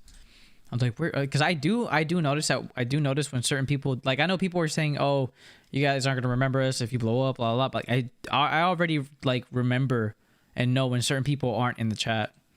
You know what I mean? So Christian said You can tell. stop is for buy or sell order. So stop, Christian, is going to be on either side, right? So um, if you have stops, these are going to be buy stops. So you are a seller and your stop loss is a buy order. If you're a buyer, your stop loss is a sell stop, which is a sell order. Because every time when you buy, immediately, as soon as the transaction goes, what do you guys turn into? Right? You turn into a seller because that's how you're going to close your position. You bought down here and you're going to sell it up here, right? That that's basic supply and demand market structure type deal. That's I know it seems simple, and I know a lot of this stuff seems too simple to be true sometimes. Um, but I promise this is you say you remember. I promise it really is just that easy. It's just a matter of taking your red pill, taking your daily dose of the red pill, and then, joining me in the Matrix and, beating up agents. Brad, I would love to see whatever you would be willing to share for traditional markets too. Yeah, Matt. So I have um courses for the traditional markets as well. It's just they're not really, I don't really share them. I just really share them with like the people that I train. So, but I mean, we could figure something out, I'm sure. What's happening, lad? Oh, Tank's in the house. What's up, man? Did you have to stay at work late today, Tank, or what? Oh yeah, yeah, yeah. Tank empty. Yeah, Yeah, tank is he's funny, bro. always here. Yeah. So what's happening, lads? I'm about 3 hours too late. Hope everyone is well. Christian Fisher says thanks, mate. And then Clay Barnett, I know, but I watch my oldest waste so much time gaming. I believe kids should be outside playing. Guess I'm old fashioned. He's a great kid, and we'll do fine. Yeah, Clay. You have kids, Brad? Yeah, so my kids aren't allowed to play video games, but um they just have to sit and watch me play video games sometimes. They fucking hate it. But so that's a big thing with C130 is like me and him would play Fortnite all the time, and I would always be harping on him like, bro, when are you gonna start the stream? And he'd be like, I'm gonna do it, I'm gonna do it, I'm gonna do it. And I just like, come on, just do it, right? Knowing that, not knowing obviously because I can't predict the future, but You just got the assuming crystal ball, bro. that he was going to be good at it, right? And look what he's built. He's built this amazing community with all of you guys. So sometimes you just need to, keep pushing them. If your kids, if you want to make him into a good trader, figure out a way to get him interested, right? 5 p.m. over there. Nice. Not against it. Yeah. I mean, I'm not against video games either. I think they provide a lot of insight. It's just my kids are not ready for video games yet. Just no pro gaming. Yeah, I wish my parents would have told me that. Man, you know how much time I poured into freaking Fortnite? Video games for the big kids. It's Yep. been years of playing Fortnite. I mean, I'm decent, I guess, but it's just like I felt like I was stuck in a loop. I mean, of course, I did have a job while playing Fortnite and stuff. Like I was in the army, and that's how me and Brad met. Actually, it's kind of funny. Me and Brad met, and we were actually very good Fortnite teammates. And we kind of just clicked, and then out of nowhere, I think I started talking about real estate, and then you started talking about stocks, Brad. And I knew nothing about stocks. Like I knew nothing about like none of that stuff. Like I always thought, like I was always told since I was like really heavy into real estate, I was always told by people in the real estate, like you're always at the mercy of the market. You don't know, it's your investment isn't secure, this and that, blah blah blah blah blah. But like by participating in like the stock market or cryptocurrency, you teach yourself very valuable life lessons, and that's what I've gotten from this. It's like things that don't not only apply in trading but in life, things that other investments can't give you. I mean, real estate, you scale so slowly that you never really take the risk, and I think not taking the risk is worse than taking the risk because you at least need to Let me look at experience that. risk. Popping them. And let's see. Let me zoom out real quick. Let me get this mouse. If we look at where we came to, you see what I'm saying, guys? Look where we came to. Right there. Right where the top of that previous wick was at. Within one or two ticks of that. Basic market structure. Right? That's just what the market does. It just does the exact same shit all the time. Right? We just hit that first take profit is hit. Hell yeah, crypto hustle. Yum. He said yum yum yum. Right? Eating those red pills. That's what I like to see. Brad, what do the dark black gray bars at the top of the right column signify? Is he talking about here? Oh, this is just a volume profile over here. The dark black are out of value area. That's it. That's all that means. People are gonna be asking you, bro. They're gonna say, "Does that red pill come in powder form?" My 5-year-old plays Fortnite with me. He loves it. Nice. Here comes the 35. Yeah. We're at that 35.3. We're at that spot. See if we get some more buyers. Where's our next target going to be at? Right here to the tick. Next target's going to be up here. This 35.928. And then 35.979. They're like right in the same spot. So we might get to flush both of those at the same time. And I've seen some nice positive delta come in.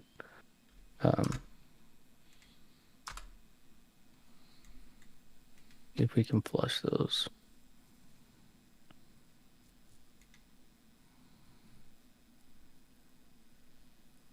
See, for me, guys, I have a screen that's 43 inches wide, so it's a little bit easier for me to see all of this stuff on one screen. I guess we can scrunch it. Okay, that looks good.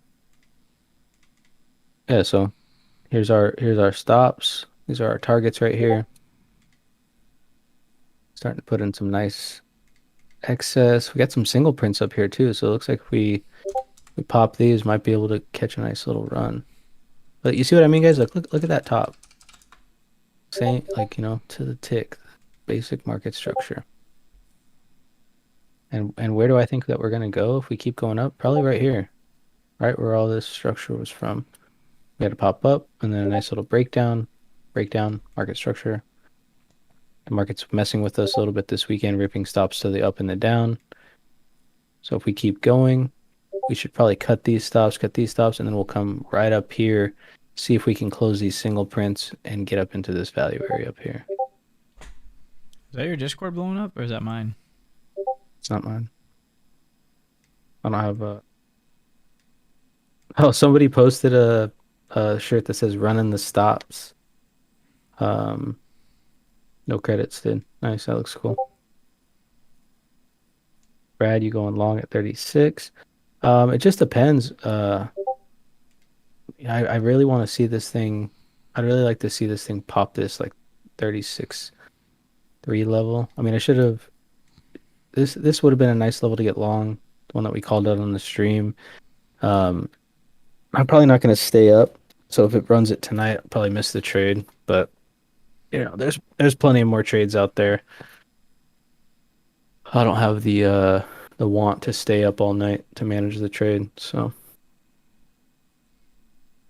you guys were in a gaming org together. Yeah, we both played for the Fortnite Army uh team. Yeah, man, that was a journey. That was its Eduardo, own. appreciate you being here, man. Yeah, 3 hours. Yep.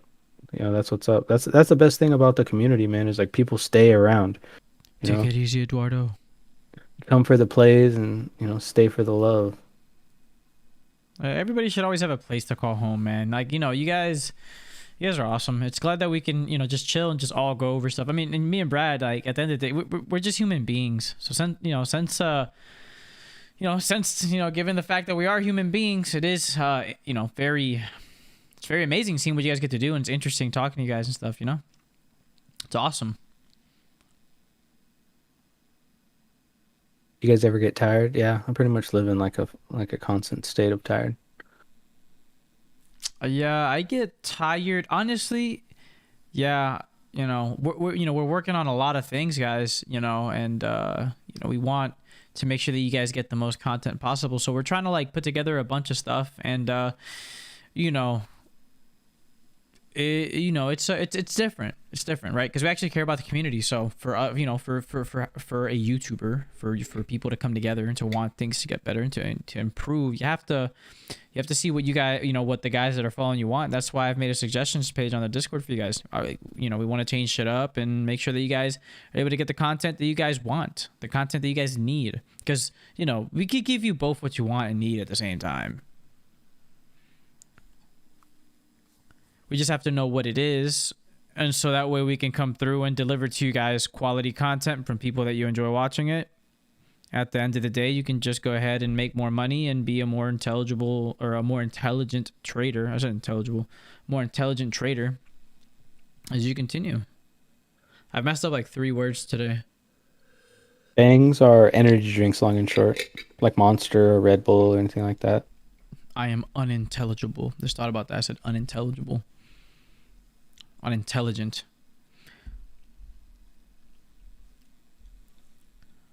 Muy bueno.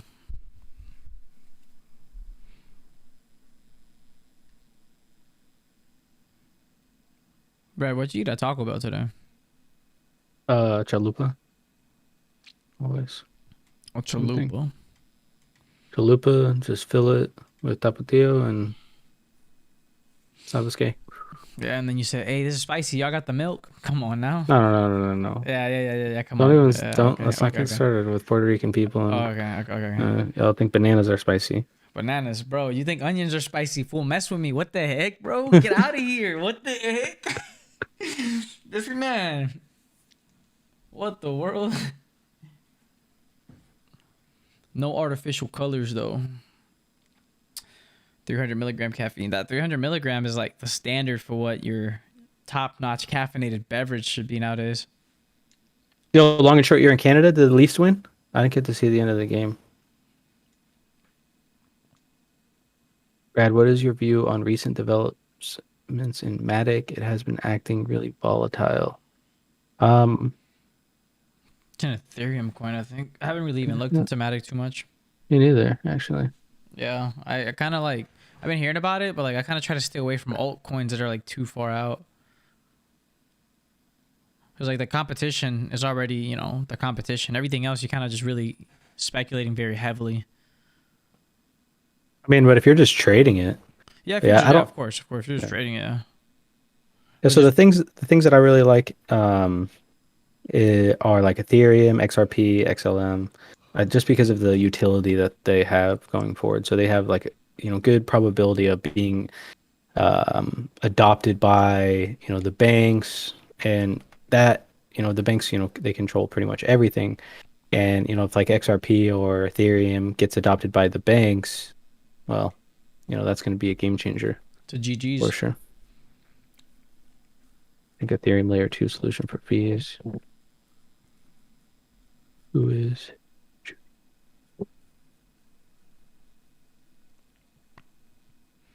You have Jake the Cake saying, "Hey Brad, when would you look for the short?"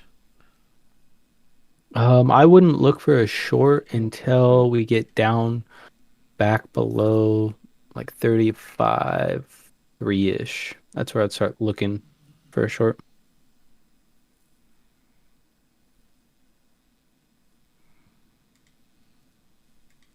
No credit. Um,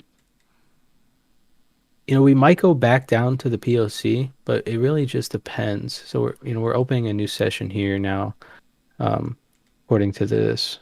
But if we go on the 24-hour chart, so your POC is at, let's see what he said. Oh, they fucking lost. God damn it. 24390. So like right around here. Yeah, so I mean it can act as a magnet.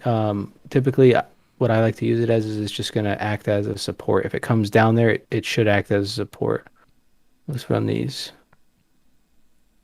See a new session open up. Right. And this is a time, right? This is a nice spot. If you buy right here, right? You put your stop right here. You're talking about risking 862. You're risking 100 points, right? Um, to possibly, catch a nice little run up with the Pop Ninja Trader open. Um, and you have all this fuel right here, boom, boom, and you just got to make sure you're taking profit right here at about 36. So here we go. Big action right here, big action. But it's just sitting right here for you, waiting for you to buy it, right? You can't see because of your internet quality. Boom, there we go, boom. See, you bought it right here. Now we're up 170 points or 100 points.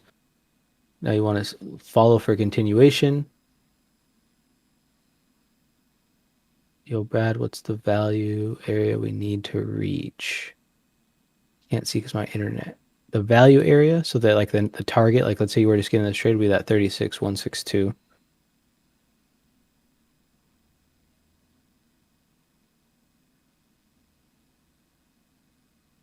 And then we've got 36.35, 36.6. Whoa. Right? So we're seeing it come down right to that spot. We saw responsive buying at the same spot, right? Also some sellers there though too.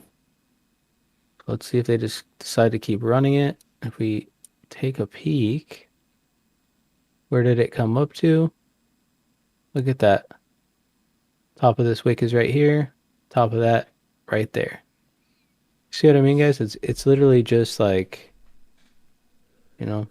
just take your red pill and you'll start to you'll see it. It's in front of your face the whole time. Right? We called it, I mean, I called it out before it happened on this one, but just it's not even predicting, it's just using market structure. That's it.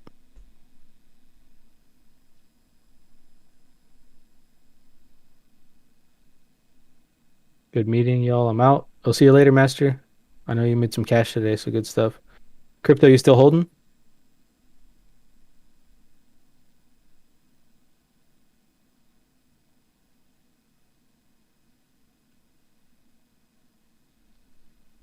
Acronym: fear, uncertainty, doubt. But is what people, use in manipulation and stuff. All that stuff.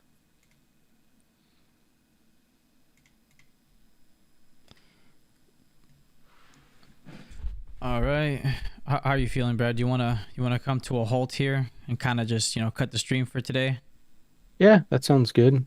We Yeah. got some good information. We got this, catch a nice little trade on the live if you guys took it. The original break was, from here, 35.5. You're now up, 400-ish points in the trade. Even from just the spot right here, that 35.7 up. There's been plenty of opportunities to jump in if you guys did. So if you did, I'm glad. I hope you made some money. Um, and yeah, Yeah. definitely manage that risk and Don't let a winner turn into a loser, and stick to your trade plan. If your trade plan was to take profit at that area, then take profit at that area. Exactly. And honestly, guys, you guys have been awesome. You guys have been some great supporters, some great viewers, and very, very great and amazing followers that are part of an amazing community. And if you're new into the YouTube, welcome. I am C130, and this is Brad, right? Welcome Bitcoin to Brad. Bitcoin Brad in the Discord. So I just want to welcome you guys. Welcome to the family. We have, we took the music down, so I'm not as like super hype, because the music, but we wanted to be a little bit more one-on-one with you guys, more closer. So we kind of toned down the music and wanted to give you guys some quality content to where we can read the chat. So if you're new, check out the Discord. I'm posting the link to the Discord in the chat. It's a great place you can call home. At the end of the day, guys, it's all about finding the community that you can be around that'll help you succeed in what you need to. So that way you're never doing this alone, because nobody should ever have to go through this alone, because there's way too many experienced people out there that have gone through this kind of stuff that can share their wisdom with others who were in the same position that they were in. And that's what our Discord is, guys. So at the end of the day, guys, right? You guys are amazing. You guys are great, amazing followers, and we do this for you guys. You guys are the boss. You guys are the only thing that keeps us going. And you know what, guys? We love it that way, because we want to make sure that everyone gets successful trades, gets a very good overview in the market, and that their overall success rate increases, and that really ultimately this systematic loop of continuous failure just comes to an end. And so, the first step to doing that, guys, is taking that red pill. Take that red pill, open your eyes, sit back and relax, and watch the world evolve before your very eyes while being consciously aware of it, while knowing that the people that are next to you that are, talking about how they don't make enough money, this or that, are sitting there blinded by the system. So you guys are the early adopters. You guys are the most profitable ones. If you haven't hit that like button, please smash that like button so we can reach out on other people's YouTube feed, and so they can come over here so we could red pill them, and so we can grow our community and all of us be red pill together and make these trades super easily, because, well, we all know where the market's going. Value is value, and the price will follow, guys. You guys are awesome. Thank you so much. We really appreciate you guys sticking with us tonight. We kind of, have been, trying to get some more consistency going for you guys. So you guys are awesome. You guys are all here. So, and we ran some stops. So again, guys, right at the end of the day, right when all is said and done, this is not financial advice, but it's definitely the best advice. So you guys take it easy. You guys have a great night, morning, wherever you're at. And before we go, Brad, do you have anything else? That's it. I appreciate all of you guys. Glad to be here. Glad to have all you guys around. And if you guys need anything, be active on the Discord. I'm probably going to head to bed, but I'll be active on the Discord tomorrow for sure. All right, guys. You guys have been awesome. Thank you for watching so much. Take it easy. Be blessed and have a good one.